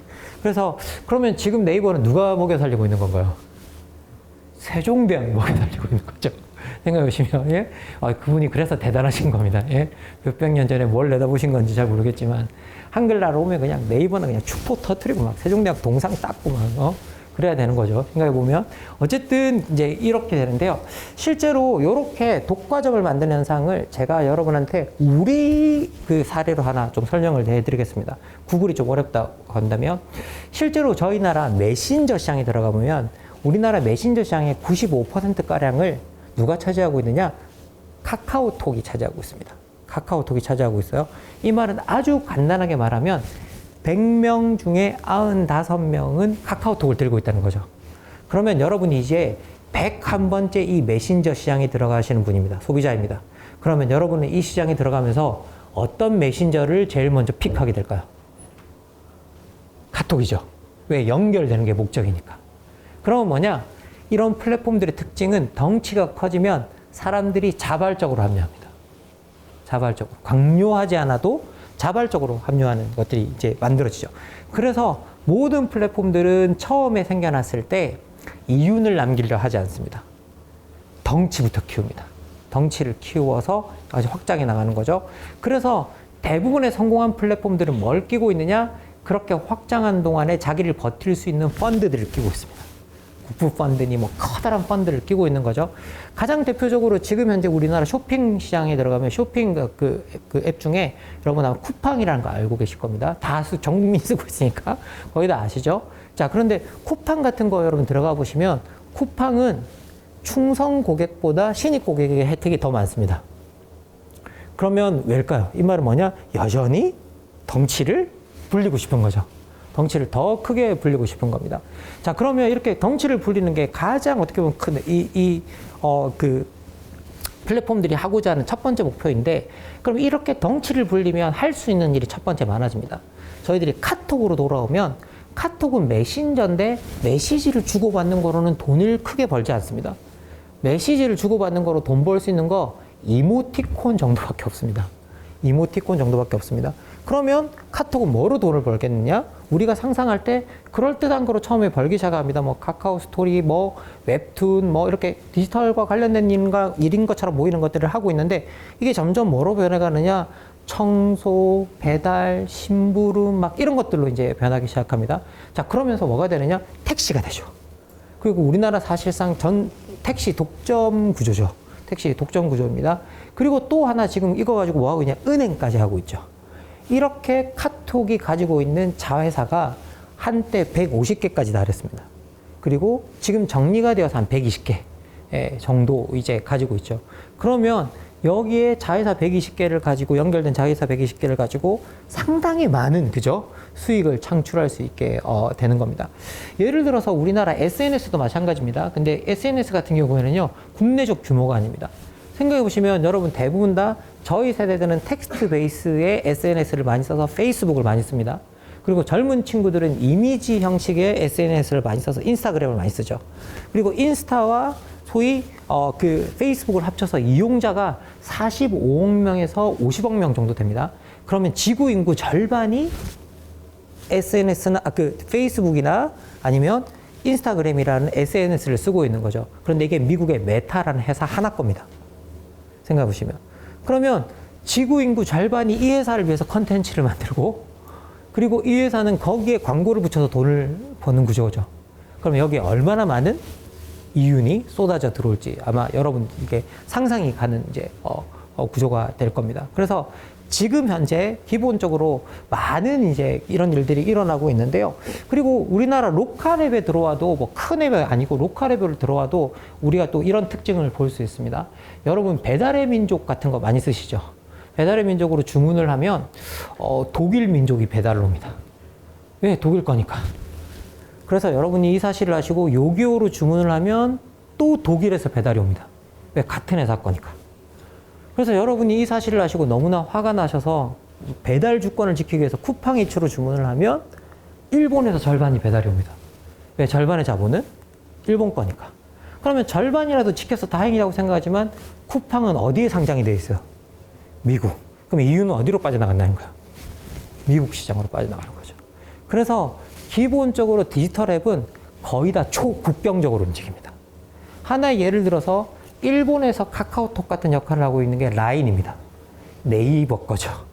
그런데 네이버는 굳이 우리가 한국 국적의 회사예요라고 밝히지 않겠죠. 수많은 일본 사람들이 라인을 일본 회사로 알고 있습니다. 일본 회사로 알고 있어요.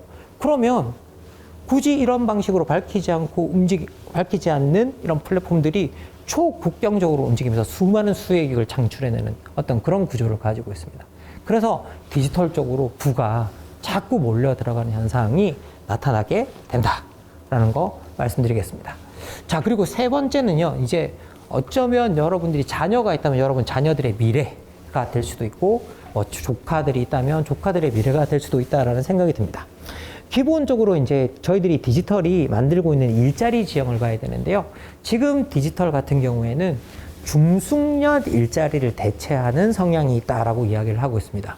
그러면 이 말은 뭐냐? 반대쪽에서 우리가 디지털 기술이라고 하면 고숙련 일자리가 생겨날 것 같은데 디지털의 역설이라 그래서 디지털 기술은 생각보다 고숙련 일자리를 늘리지 못하고 있습니다. 하나의 예를 들자면 디지털은 어렵고 복잡하지만 패턴이 있는 일을 인간보다 잘합니다. 가장 대표적인 직종이 뭐냐? 의사들이 하는 일입니다. 의사들이 수많은 병 중에 패턴을 발견하고 거기에 맞게 진단하는 일을 하고 있는 거죠. 자, 그런데 여러분 우리나라는 진짜 뭐 생각해보면 대한민국 부모들이 다 의대 보내려고 난리인데, 근데 인공지능이 원리 원칙대로 발전하면 제일 먼저 없어질 직업 중에 하나가 의사입니다. 의사. 제가 이렇게 말씀드리면 네가 뭘 알아서 그래, 우리 부모들이 어른이 알아서 이렇게 보내겠어 라고 말씀하시는데, 여러분 제가 말하면 안 믿으시니까 여러분 아마 지금 유튜브 딱 여셔가지고 EBS에 유발 하라리 EBS를 쳐보면 유발 하라리가 EBS에서 와서 강연한 영상이 뜹니다. 거기서 유발 하라리가, 그러니까 사피엔스 쓴 사람이죠. 그 사람이 제일 빨리 없어질 직업 하나와 제일 오래 갈 직업 하나 예를 들어줍니다. 제일 빨리 없어질 직업이 뭐냐? 의사. 그리고 제일 오래 갈 직업이 뭐냐? 간호사. 예를 들면 같은 직종인데 하나는 패턴을 파악하는 일이고 하나는 돌봄 직종이죠. 그래서 돌봄 직종은 인간이 몸으로 하는 돌봄 직종이 제일 오래 갈 거다라고 이야기를 하고, 패턴을 파악하는 일이 제일 빨리 사라질 거다. 그래서 의사를 예를 들어줍니다. 근데 이렇게 규칙이 있고 패턴이 있는데 판단을 내리는 일, 또 대표적인 분야가 어디냐? 법률입니다. 변호사 직종이 또 원리 원칙대로 발전하면 제일 먼저 사라질 직종 중에 하나고요. 실제로 미국에서는 젊은 변호사들이 계속 줄어들고 있습니다. 여기가 시장이 열려 있기 때문에. 그러면 지금 현재 이 말은 뭐냐? 디지털 기술이 좋은 직장, 우리가 알고 있는 기존의 좋은 직장이라는 걸 해체하고 있는 방식이기 때문에, 해체할 수 있는 방식이기 때문에 좋은 직장의 수를 늘리지 못한다라는 건 되게 명확합니다. 그런데 정말 그러면 디지털 기술이 어디에 일자리를 문제를 일으키고 있느냐라고 하면 중숙련 일자리라는 것인데요. 이 중숙련 일자리는 상당히 중요합니다. 상대적으로 임금이 높고 우리나라로 치면 사회보험이 있고 노동 3권이 있는 일자리입니다. 노동 3권이 있는 이 일자리인데, 실제 2019년에 노동연구원이 OECD 자료를 활용해서요, 내놓은 결과를 보면 OECD 형국, 선진국 경제연합체죠. 여기서 2006년부터 2016년까지 10년 동안 중숙련 일자리 비중이 5.3% 감소합니다. 그런데 우리나라는 같은 기간에 6.1%가 감소했습니다. 더 많이 감소한 걸 실제로 볼 수 있습니다. 평균보다도 많이 감소했습니다. 우리나라가 이렇게 더 빨리 감소하는 이유는 뭐냐? 디지털 인프라가 잘 갖춰져 있는 국가인 거죠. 첫 번째.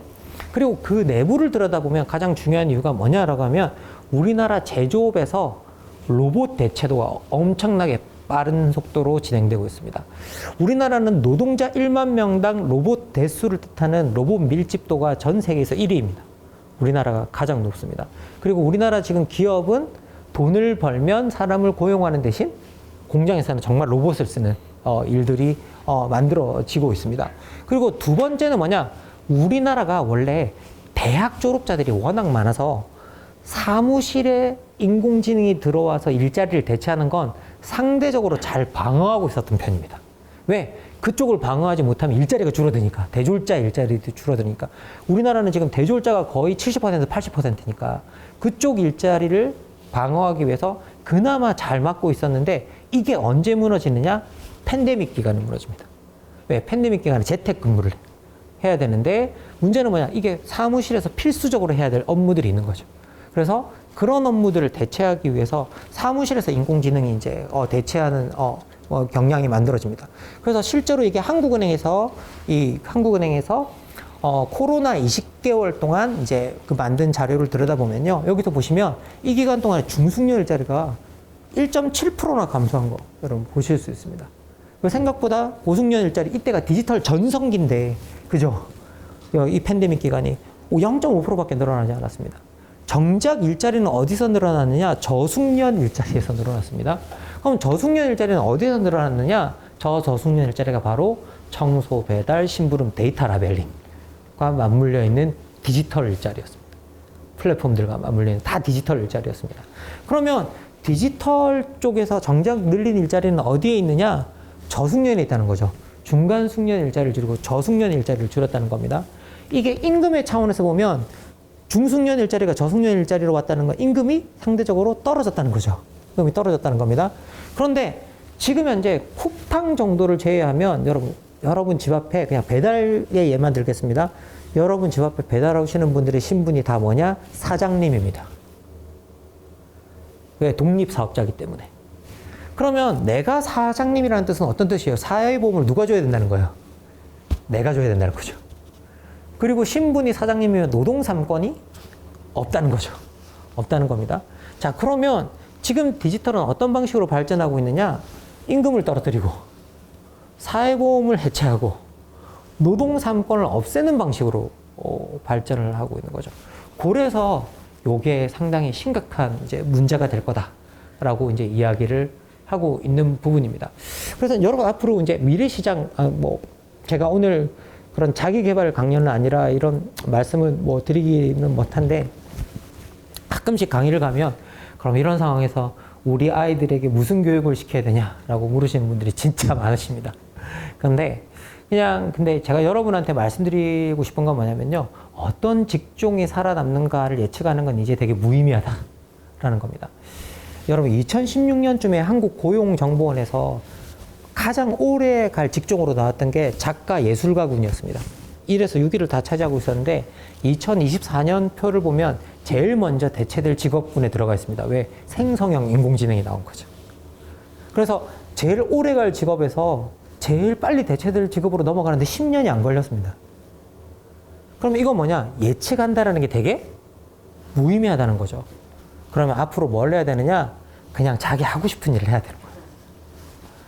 그런데 자기 하고 싶은 일을 할 때 여러분들이 자녀가 있으시다면 그냥 꼭 당부드리고 싶은 건 뭐냐면 하고 싶은 분야의 인공지능 기술은 같이 배우도록, 내가 하고 싶은 분야의 그 인공지능 기술을 배우도록 같이 교육하는 건 중요하다라는 생각이 듭니다. 그리고 대표적으로 인공지능 기술 같은 경우에는요, 한 분야를 익혀놓으면 다음 분야로 넘어가는 게 상대적으로 쉽습니다.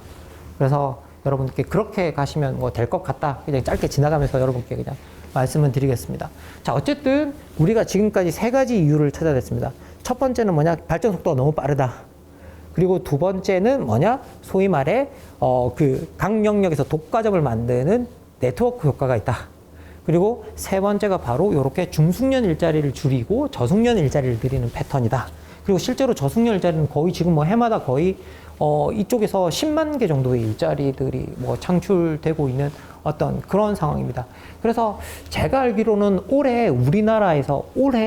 이제 우리나라에서 일하자마자 별점을 받는 노동자가 100만 명이 넘어갈 거다라고 이제 그렇게 이야기가 나오고 있습니다. 그러면 일을 하자마자 별점 노동자가 100만 명이 넘어갈 거다라고 이제 이야기가 나오고 있는데요. 상당히 어떻게 보면 디지털로 빠르게 넘어가고 있는 걸 볼 수 있습니다. 그리고 지금까지 제가 말씀드렸던 건 이때까지 나오는 패턴에 따라서 어느 정도 데이터로 다 증명이 되는 이야기라고 한다면 지금 이 네 번째 이유는 앞으로 이럴 거다라고 예측하고 있는 부분입니다. 가장 대표적인 게 여러분 챗GPT 생성형 인공지능. 이제 이게 분배의 패턴을 좀 바꿀 거다라고 이야기를 하고 있는 분들이 계신데요. 제일 중요한 이유가 생성형 인공지능에 들어있는 알고리즘 때문입니다. 이 생성형 인공지능에 들어있는 알고리즘이 딥러닝이라고 하는 알고리즘이 들어가 있는데 이걸 아주 어렵게 설명하시지만 많은 데이터를 집어넣어서 묻는 질문에 연관성이 높은 데이터를 조합해서 들려주는 구조입니다. 그리고 이게 정식적으로 가지는 학술 명칭은 뭐냐? 확률론적 접근법입니다. 확률론적 접근법. 그럼 여러분, 확률론적 접근법이라는 말은 어떤 뜻이에요? 그 답에 잘못될 확률도 있다라는 거죠. 잘못된 확률도 있다라는 겁니다. 그리고 우리가 이걸 오답 현상이라고 부르는데요.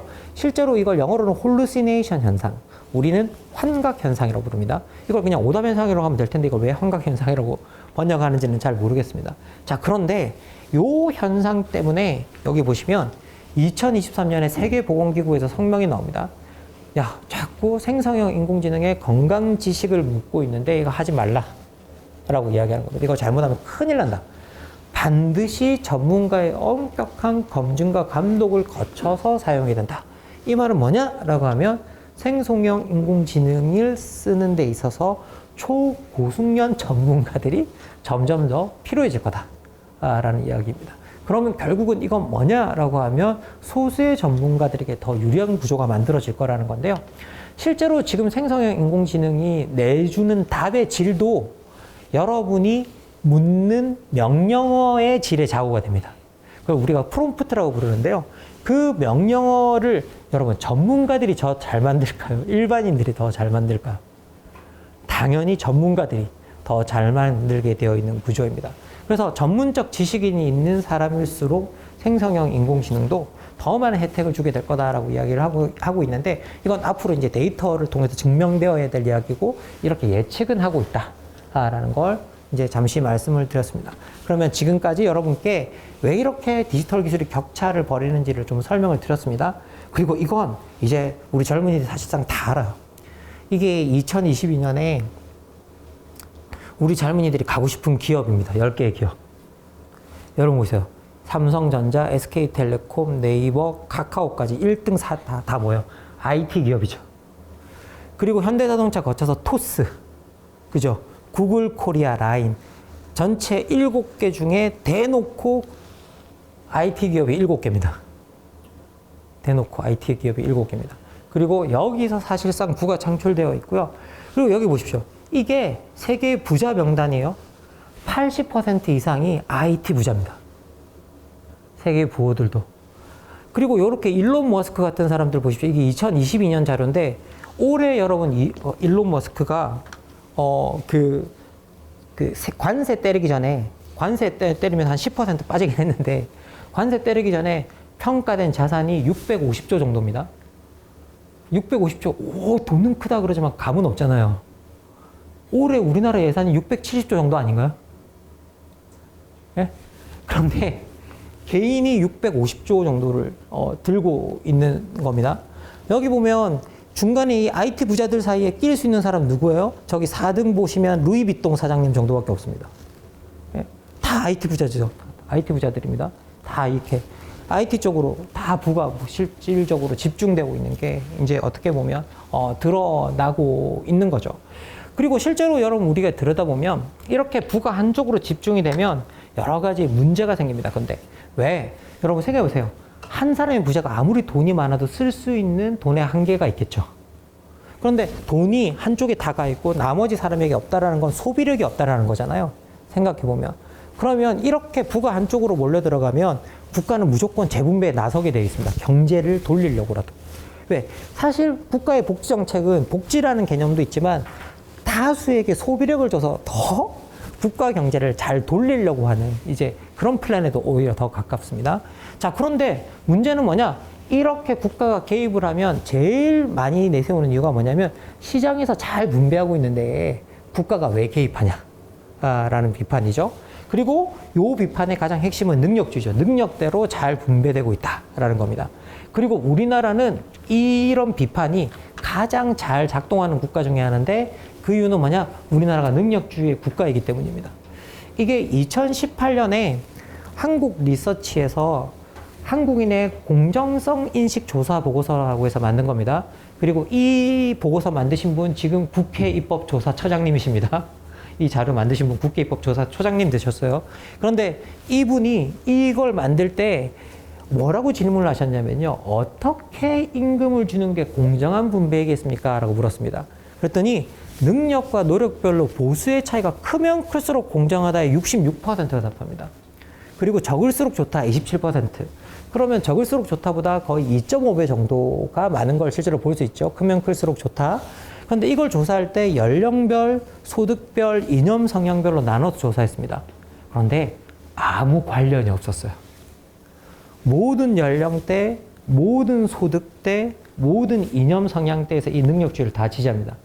우리나라 같이 분열된 사회에서 우리를 하나로 묶어주는 아이디어가 뭐냐? 능력주의예요. 능력대로 하면 된다. 요겁니다. 능력대로 하면 된다. 나쁜 거 아니죠.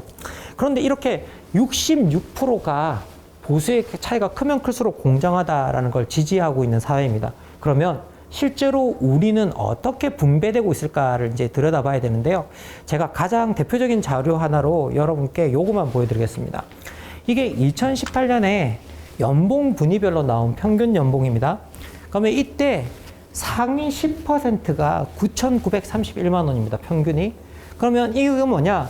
소득은 그 구간에서 평균이 어디에 잡히느냐? 35%대에 잡힙니다.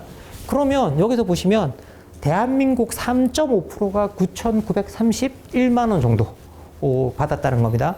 근데 여러분 여기서 딱 한 분이만 건너가 보세요. 4천만 원이 떨어져 버리죠. 4천만 원 넘게 떨어져 버리죠. 그리고 딱 한 분이가 더 건너가면 진짜 딱 반토막이 나버립니다. 반토막이 나버리는 거 볼 수 있습니다.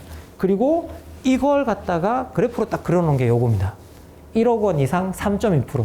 제가 아까 9,900 얼마가 3.5% 정도 될 거다 그랬죠. 자, 그리고 여기서 6천만 원 이상까지가 15%가 채 되지 않습니다. 한 15% 정도 되는 구조를 이렇게 볼 수 있습니다. 대부분 다 어디에 있느냐? 2천에서 4천만 원 미만, 2천만 원 미만, 요 구간에 4천만 원 미만 구간에 70%가량이 몰려 있습니다. 여기 실제로 분배가 이런 구조로 이제 되고 있는 상태죠. 그런데 저기 15%가 아주 의미심장한 숫자와 비슷합니다. 뭐와 비슷하냐면요.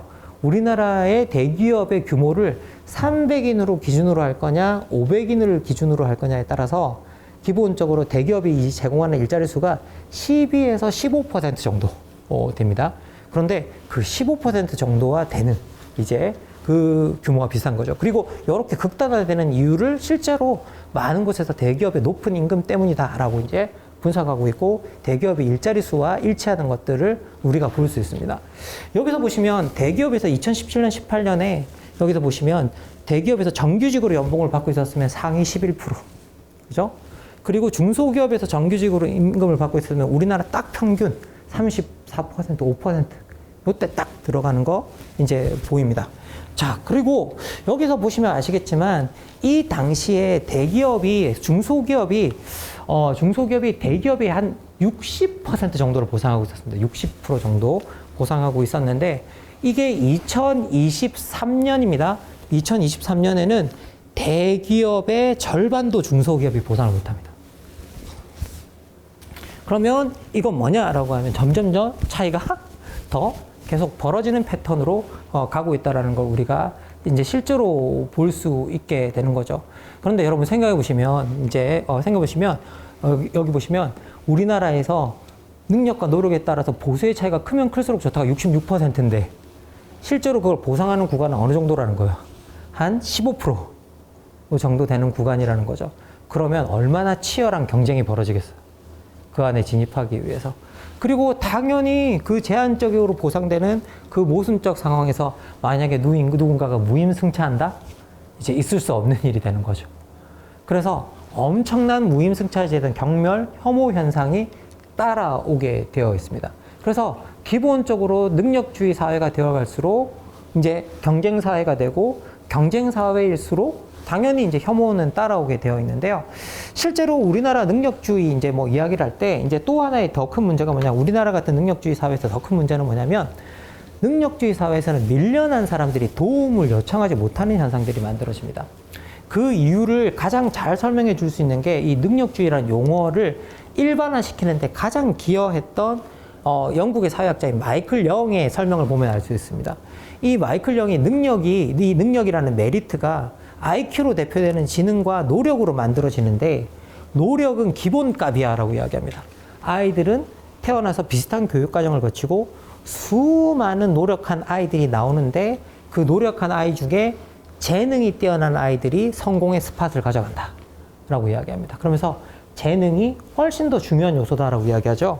그런데 여러분, 능력주의는 사회에 나올 때 정확하게 반대의 얼굴하고 나옵니다. 여러분, 성공하신 분들 중에 내가 재능이 뛰어나서 성공했습니다라고 하시는 분들 보신 적 있어요? 일단 그렇게 말하면 재수도 없죠. 다 뭐라고 이야기하시느냐? 내가 열심히 노력했다라고 이야기합니다. 그런데 능력주의가 갑자기 이렇게 노력만을 강조하게 되면 뭐가 되어버리냐? 노력주의가 되죠. 능력주의가 노력주의가 되면 도덕주의가 되어버립니다. 왜? 밀려난 이유는 뭐예요? 노력하지 않아서인 거죠. 그죠? 그러면 노력하지 않은 자, 밀려난 사람이 사회적 도움을 요청하면 뭐예요? 그거는 노력하지 않은 게으른 자가 요청하는 아주 부도덕한 요구가 되어버리는 거죠.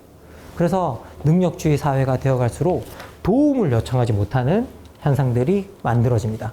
그래서 내 노력으로 성공했다가 일반화가 되고요. 그러면 성공한 엘리트들은 내 노력으로 성공했기 때문에 밀려난 사람들에 대한 공감 능력은 없죠. 그리고 능력주의 사회라 밀려난 사람들은 핑계가 없습니다. 내가 시험을 다 봤기 때문에. 예? 두 번, 세 번 밀려나면서 모든 게 뭐가 돼요? 다 내 탓인 거죠.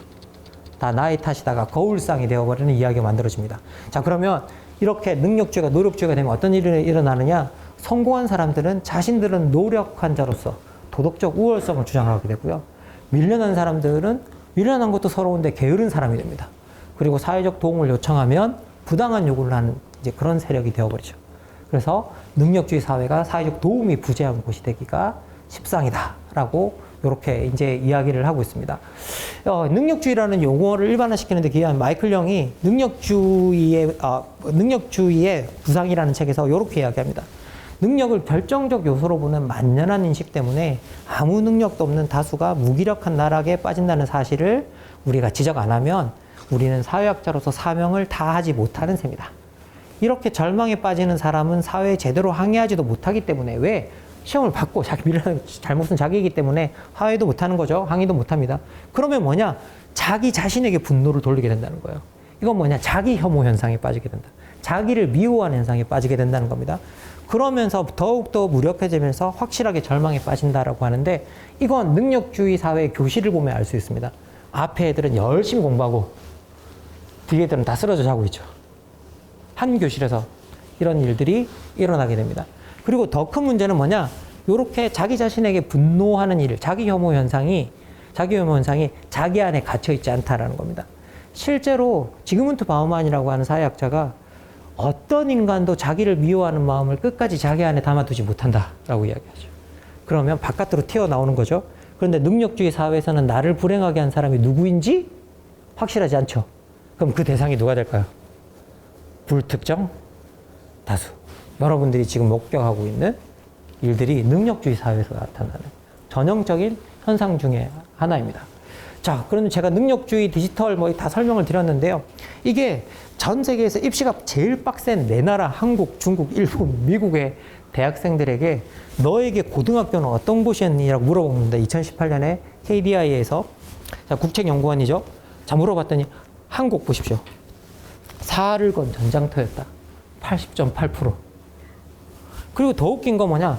선생님과 내가 거래하는 시장이었다. 6.8%입니다. 그리고 여러분 보십시오. 함께하는 광장이었다. 12.8%죠. 저 숫자 뭐랑 비슷해요? 아까 말씀드린 대기업이 제공하는 일자리 숫자와 수치가 상당히 비슷한 거 여러분들이 보실 수 있습니다. 여기 보시면. 그리고 다른 나라와 비교 수치가 없습니다. 그래서 일본이 저는 너무 이상했어요. 일본도 빡센데. 그래서 제가 일본 전공하시는 분들한테 물어보니까 그분이 나도 분배 연구자는 아니라서 정확하게 모르겠는데 일본은 더 빨리 결정이 돼서 그럴 수 있대요. 그래서 제가 뭐냐고 물어봤더니 일본은 게이오 같이 좋은 사립대학교에서는 그런 사립대를 게이오 유치원에 입학하면 들어갈 수 있답니다. 그래서 부모의 능력이 진짜 중요한 사회래요. 부모의 능력이. 그래서 더 빨리 결정이 돼서 일어날 수도 있는 일이다라고 이야기하는데 잘은 모르겠습니다. 어쨌든 여기 보시면 한국이 이 중에 제일 심하게 수치가 드러나는 걸 볼 수 있는 거죠. 자, 그러다 보니 아까도 보시면 경쟁이 만들어내는 혐오 사회가 동반이 되는 겁니다. 그리고 최종적으로 이제 제가 도움이 없는 외로운 사람들이라고 그랬는데요. 여러분 다 기억하시겠지만 2018년 1월에 영국에서 외로움부 장관이 임명이 됐다 그래서 아주 화제가 된 적이 있습니다. 그 해에 한국 리서치에서 정말 우리나라에도 외로움부 장관이 필요할까? 그래서 외로움에 대한 인식 조사를 거의 사실상 최초로 하게 되는데요. 이때 내용을 들여다보면 26% 정도가 거의 항상 자주, 그래서 이걸 저희들이 상시적 외로움이라고 이야기하는데 위험군으로 분류하는데 이 위험군으로 이야기를 하고 있습니다. 그래서 못 느낀다라고 하는 23%보다 오차 범위 내에서 더 많은 걸 볼 수 있어요. 그런데 이게 너무 큰 자료입니다. 이제 쪼개보기 시작하면 뭔가 그림이 보입니다. 여기 보시면 가장 외로운 세대가 누구냐? 가장 외롭다고 이야기하는 세대가 20대죠. 40%. 그리고 20대에서 외롭지 않다고 답하는 저 수치를 보십시오. 15%. 예. 그리고 우린 젊을수록 외로워집니다. 젊을수록 외로워지고. 예. 그리고 우리가 제일 외로울 거라고 생각하는 60대 이상이 제일 안 외로워요. 여기서 보시면. 여기는 뭔가 공동체가 있다라는 느낌이 듭니다. 그러니까 처음에 저는 이게 웹 조사라서 60대 이상이 낮게 나왔다고 생각했어요. 그래서 제가 전공하시는 분한테 물어보니까 아니 우리를 뭐로 보냐고 다 보정값이 들어간다라고 그렇게 말씀을 하시더라고요. 그래서 기본적으로는 요 조사 뭐 우리 60대를 제외한다고 해도 젊을수록 외로워지는 패턴 발견할 수 있습니다. 그리고 여기서 보시면 1인 가구에서 집중적으로 외로움이 나타납니다. 46%. 그리고 1인 가구에서 외로움 못 느낀다 10%, 이상이 되면 비슷비슷한데요. 근데 이 시기에 아주 비슷한 수치 하나가 있습니다. 뭔 수치와 비슷하냐면요. 이 당시에 1인 가구의 48%가 월세를 내고 있었어요. 근데 외롭다가 46%죠. 그리고 1인 가구의 자가 소유 비율이 13.4%였습니다. 근데 되게 비슷하죠. 그 숫자도. 예. 그래서 이게 소위 주거 유형 자체가 상당히 영향을 미치고 있는, 주거 방식 자체가 미치고 있는 걸 어느 정도 이제 볼 수 있고요. 그리고 200만 원, 소득으로 보면 200만 원 이상에서 200만 원 미만에서 집중적으로 외로움이 나타납니다. 그런데 200만 원 이상이 되면 비슷비슷한데 200만 원 이상이 되면 소득이 높아질수록 뭐라고 답하느냐? 외로움을 못 느낀다고 답해요. 그럼 이건 뭐냐? 기본적으로 돈이 좀 대체제가 된다라는 걸 우리가 알 수 있죠. 자, 그런데 되게 신기하게 세계 가치관 조사를 하면 전 세계에서 너한테 제일 중요한 가치가 뭐냐고 물으면 대부분 다 아직도 가족이나 건강이라고 답하는데 우리나라가 유독 돈이 1등일 때가 많습니다. 전 이게 사회가 외로워지는 현상과 맞물려 있지 않나라고 일단 추측은 그렇게 한번 해보고 있습니다. 자, 그러면 우리가 세 가지 패턴을 발견한 거예요. 첫 번째는 뭐냐? 젊을수록, 혼자 살수록, 소득이 낮을수록 외로운 거 발견했죠. 자, 그럼 이게 그냥 각각 작동하느냐, 연결되어서 작동하느냐를 들여다봐야 되는데요. 실제로 우리나라 최다 가구 유형이 1인 가구입니다. 지금 이제 35%까지 와 있는데요. 근데 통계청 통계를 들여다보면 여기 보시면 1인 가구의 최다 포션을 이 친구들이 차지하고 있죠. 젊은 친구들이. 그리고 더 이제 문제는 뭐냐? 1인 가구의 70%가량이 저소득층이다. 라고 이야기하겠습니다. 그러면 1인 가구에 저소득층이 몰려있는 걸 볼 수 있습니다. 실제로 저희들이 이제 통계를 들여다보면요. 이제 문제가 뭐냐면 1인 가구가 늘어나고 있는데 1인 가구의 빈곤율은 점점 높아지고 있습니다. 그러면 우리가 빈곤율을 줄이려면 다인 가구로 바꿔야 되는데 1인 가구는 계속 늘어나고 있고 그리고 거기서 빈곤율이 따라 늘어나고 있어서 조금 걱정이 되는 이제 부분이다라는 생각은 듭니다. 자, 그리고 제가 지금까지 그러면 소개해드린 패턴 아까 기억나실 겁니다. 외로워지는 패턴이 젊을수록, 혼자 살수록, 소득이 낮을수록. 근데 제가 아까 사람들이 화가 나 있는 것과 패턴이 똑같다 그랬죠. 2019년부터 서울대 유명순 교수님이 한국인이 어떻게 화가 나 있는지를 조사해서 발표하고 계시는데요. 여기서 보시면 젊을수록 울분에 휩싸여 있습니다. 여기서 보시면 심한 울분 순서대로 나오죠. 딱 순서대로 나옵니다. 표가 똑같죠. 그리고 혼자 살수록 울분에 차 있는데 1인 가구에서는 3분의 2 이상이 지속적 울분에 차 있고요. 심한 울분도 1인 가구에서 집중적으로 높은 거 볼 수 있습니다. 그리고 소득이 낮을수록 울분에 차 있는 거, 이 패턴도 똑같습니다. 그러면 외로움의 패턴과 화가 나 있는 패턴이 똑같은데 여기서 유명순 교수님이 이 질문을 합니다. 너를 제일 화나게 하는 게 뭐니? 라고 했더니 정치 사회 분야가 나를 제일 화나게 하고 뭐죠? 정치 정당의 부도덕과 무패가 나를 화나게 한다. 라는 거예요. 그러면 제가 아까 말씀드렸잖아요. 외로워지는 사람이 뭐에 화가 난다고요? 정치에 화가 난다. 라고 말씀을 드렸습니다. 그 이유는 뭐냐면 결국은 구원은 그곳에 있을 수밖에 없기 때문일 거예요. 그래서 거기에 화가 나는 현상들이 여기 우리나라도 어떻게 보면 만들어지고 있는 그 패턴들이 만들어지고 있는 걸 어느 정도는 이제 볼 수가 있습니다. 실제로 이제 뭐 이게 2018년에 공정성 인식 조사할 때 아주 중요한 질문을 만드신 분이 또 합니다. 부양가족 수가 많거나 가정 형편이 어려울 때 임금을 좀 더 주면 어떻겠니 물었습니다. 그랬더니 부양가족 수 많을 때 그럴 필요 없다 58%, 가정 형편 어려울 때 그럴 필요 없다 69%. 그러면 이 말은 뭐냐? 네가 어려운 건 누가 해결하는 거예요? 너 스스로 해결해라 라고 이야기하고 있는 겁니다. 저는 이게 실제로 맞을 수도 있고 안 맞을 수도 있다고 생각하는데 한국인들이 항상 조사해 보면 한국인들의 가장 좋은 특성이 뭐냐 물어보면 정이 많다라고 답합니다. 근데 통계로 들여다보면 가장 정이 없어요. 그런데 이게 정말 뭐 우리만의 착각인지 아닌지 잘 모르겠습니다. 그런데 기본적으로는 이렇습니다. 기본적으로는 이런 거. 그러면 너의 어려움은 네가 해서 해결해라라고 하는 자기 책임의 윤리, 능력자주의 사회의 이제 윤리가 난무하는 거죠. 자, 제가 이제 마지막으로 보이는 그림 하나인데요. 이거는 자살률하고 다른 겁니다. 자살률은 자살 시도를 해서 목숨을 잃어야 통계에 들어옵니다. 목숨을 잃어야 통계에 들어오는데요. 근데 이 자살 시도율은 그렇지 않은 사람도 잡아놓은 겁니다. 근데 자살률은 국가 공식 통계를 아주 정확하게 정밀하게 잡는 법이 있고요. 자살 시도율은 이제 뭐 여기서 보시면 아시겠지만 응급의료기관 66개소를 방문한 걸 보건복지부 뭐 이런 데서 잡아놓은 겁니다. 자, 그런데 자살률을 들여다보면 자살률은 7, 80대가 압도적으로 높습니다. 그 이유는 뭐냐면요. 자살 시도를 하면 이 연령대에서는 대부분 다 견디지를 못하고 이제 뭐 돌아가시는 이제 일들이 벌어지기 때문입니다. 자, 그런데 자살 시도율을 이렇게 딱 들여다보시면 자살률과 좀 뒤집힌 그래프가 나옵니다. 어디가 제일 강조되느냐? 20대. 그리고 20대 여성은 비교군이 없다라는 걸 이제 여러분들이 보실 수 있습니다. 이건 왜냐면요. 우리나라가 아까 제가 말씀드린 요인으로 말씀드리면 20대 여성들 같은 경우에는 전통적으로 계속 노동시장에서 어려웠습니다. 전통적으로 계속 어려웠기 때문에 이제 이런 요인들이 만들어지고 있는 걸 볼 수 있고요. 그리고 이제 모든 남성들도 모든 연령대에서 20대가 제일 높습니다. 그런데 이렇게까지 왜 이렇게 격차가 나느냐라고 묻는 분들이 많으신데 여러분 20대 남성 중에 20개월이 어디에 가 있습니까? 군대에 가 있죠. 그러니까 여기에 이 통계에 안 들어왔을 가능성이 되게 높아요. 생각해 보면. 그러면 그 친구들도 이 통계에 들어오면 상당히 이제 더 통계가 나빠질 수도 있는 이제 그런 상황인 걸 우리가 볼 수 있습니다. 그래서 사실 우리가 어떤 정책이나 이런 걸 상상할 때 요 세대가 너무 어려울 거라서 요 세대들을 위한 어떤 정책을 자꾸 내주거나 이런다는 거에 대해서 생각을 안 하는 경우들이 상당히 많습니다. 가장 역동적이고 활동적인 세대라 이게 걱정 안 해도 된다고 생각하는데 사실 지금 능력주의 사회, 지금의 노동시장에서 들여다보면 수많은 통계들이 지금 뭐라고 말하고 있느냐? 우리 젊은 2030들의 상태가 별로 좋지 않다. 그리고 멘탈 상태가 사실은 그다지 건강한 상태는 아니다. 라는 걸 우리가 어느 정도 지표를 통해서 확인을 할 수 있습니다.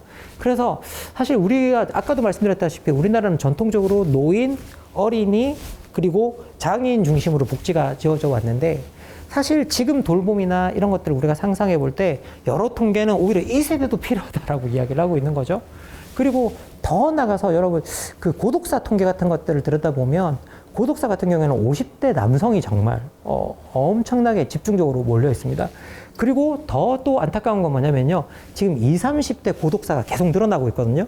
근데 보통 고독사가 자살률이 그렇게까지 높지는 않은데 20, 30대 같은 경우에 특히 20대 같은 경우에는 고독사의 심할 때는 70%까지가 자살입니다.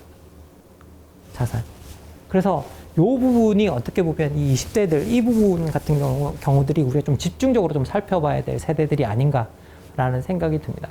여러분들이 아마 이제 사실 공무원으로서 가장 일선에 서 있는 분들이기 때문에요. 제가 여러분께 뭐 이렇게 더 강력하게 당부를 하는 부분도 있는 것 같습니다. 제가 항상 말합니다. 저 같은 이론가들의 쓸모가 사실 저희들이 별로 쓸모가 없는 집단이죠. 여러분들께 뭔가를 정확하게 해결책을 드리지도 못하고, 그렇지만 현재 우리가 좀 신경을 써야 될 부분은 이 정도 부분이다라는 것들은 어느 정도 좀 짚어드릴 수 있고, 그리고 새롭게 부각되는 부분은 이 부분이다라는 것들을 어느 정도는 짚어드릴 수가 있는 것 같습니다. 그리고 이 세대들을 연결하기 위한 다양한 정책들 같은 것들을 우리가 좀 상상해 봐야 된다고 이야기를 드리는데요. 저는 최근에 이제 여러분한테 가장 많이 제안하고 있는 게 지역 도서관을 많이 활용해 보셨으면 좋겠다.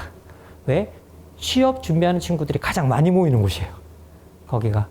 예, 그래서 거기서 뭔가 연계하고 연대를 만드는 프로그램을 돌려보시면 뭔가 좀 효과가 있지 않을까라고 이제 저는 개인적으로 아주 짤막하게 제안을 드리자면 그 정도는 좀 제안을 드릴 수 있을 것 같습니다. 오늘 뭐 이제 제가 이제 2시간 동안 긴 이야기를 드렸는데요. 오늘 이 긴 이야기를 그냥 다 너무 열심히 들어주셔서 제가 엄청 당황스럽습니다. 너무 열심히 들어주셔서 너무 감사드리고, 오늘 이제 드렸던 이야기들이 여러분께 조금이라도 도움이 되길 바랍니다. 그리고, 제가 오늘 뭐 통계 보여드리면서 아무런 것처럼, 아닌 것처럼 뭐 마음에 이야기하는 것처럼 했지만, 실제로는 이 세대들이 우리의 미래잖아요. 예, 그런데 학교에 있다 보면 아이들이, 상태가 안 좋은 게 확인이 돼요. 다 쫓기면서 살거든요. 진짜 다 불안에 떨면서 삽니다. 지금 아마 여러분들 새로운 신입사원들 들어오면 공무원들이고 뭐고 다 애들이 도와달라는 소리 안 한다 그러거든요. 이유가 있습니다. 왜? 이 세대들은 너무 경쟁 세대라 서로 도와달라고 하는 말을 하는 문화가 없습니다. 서로 도와주는 문화가 없습니다. 기본적으로 도와주는 문화가 없고요. 그리고 내가 너무 힘들어서 옆에 도와달라고 보면 내 친구도 죽을 똥 살 똥인 거예요. 그래서 도와달라는 말이 엄청나게 부도덕한 말입니다. 그래서 도와달라는 말을 서로 안 해요. 그런데 도와달라는 말을 안 하다 보면 어떤 성향이 또 하나 만들어지냐면요. 누가 대가 없이 자기를 도와준다는 걸 믿지를 않습니다. 그러면 누군가가 나를 도와주면 내가 반드시 돌려줘야 된다고 생각을 하는 경향이 많거든요. 그러면 뭐냐? 그런 도움이면 아예 안 받겠다. 그래서 도움도 거절하는 현상이 나타나는 거죠. 그러면서 뭐든지 자기 혼자서 끙끙대면서 해결하려고 하는 이제 그런 것들, 그런 패턴들을 실질적으로 여러분 아마 중견급 간부들은 아마 다 목격하고 계실 겁니다. 근데 그 친구들이 버릇이 없어서도 아니고 뭐도 아닙니다. 이 친구들이 문화인 거예요. 이 친구들의 가치고 문화이기 때문에 그런 겁니다. 그런데 그런 문화가 그냥 그 친구들이 이적이라서 만들어진 것들이 아니라 이런 사회적 변동의 어떤 그런 것들을 배경 삼아서 층층이 켜켜이 구조적으로 만들어진 변화다라는 것들. 그래서 그것들을 여러분이 이해하시고 새로운 세대와 소통하시는 데 조금이 도움이 되셨으면 하고요. 그리고 새로운 세대는 이 사실을 우리가 정확하게 알고 어떻게 보면 제가 늘 새로운 세대들에게 당부하는 게 도와달라고 말하는 거 부도덕한 일이 아니다. 우리는 서로 더 돕고 사는 존재다라는 거 꼭 말씀드리고 싶습니다. 오늘 긴 이야기 감사드리고요. 4시가 돼서 끝내겠습니다. 자, 감사합니다. 수고하셨습니다.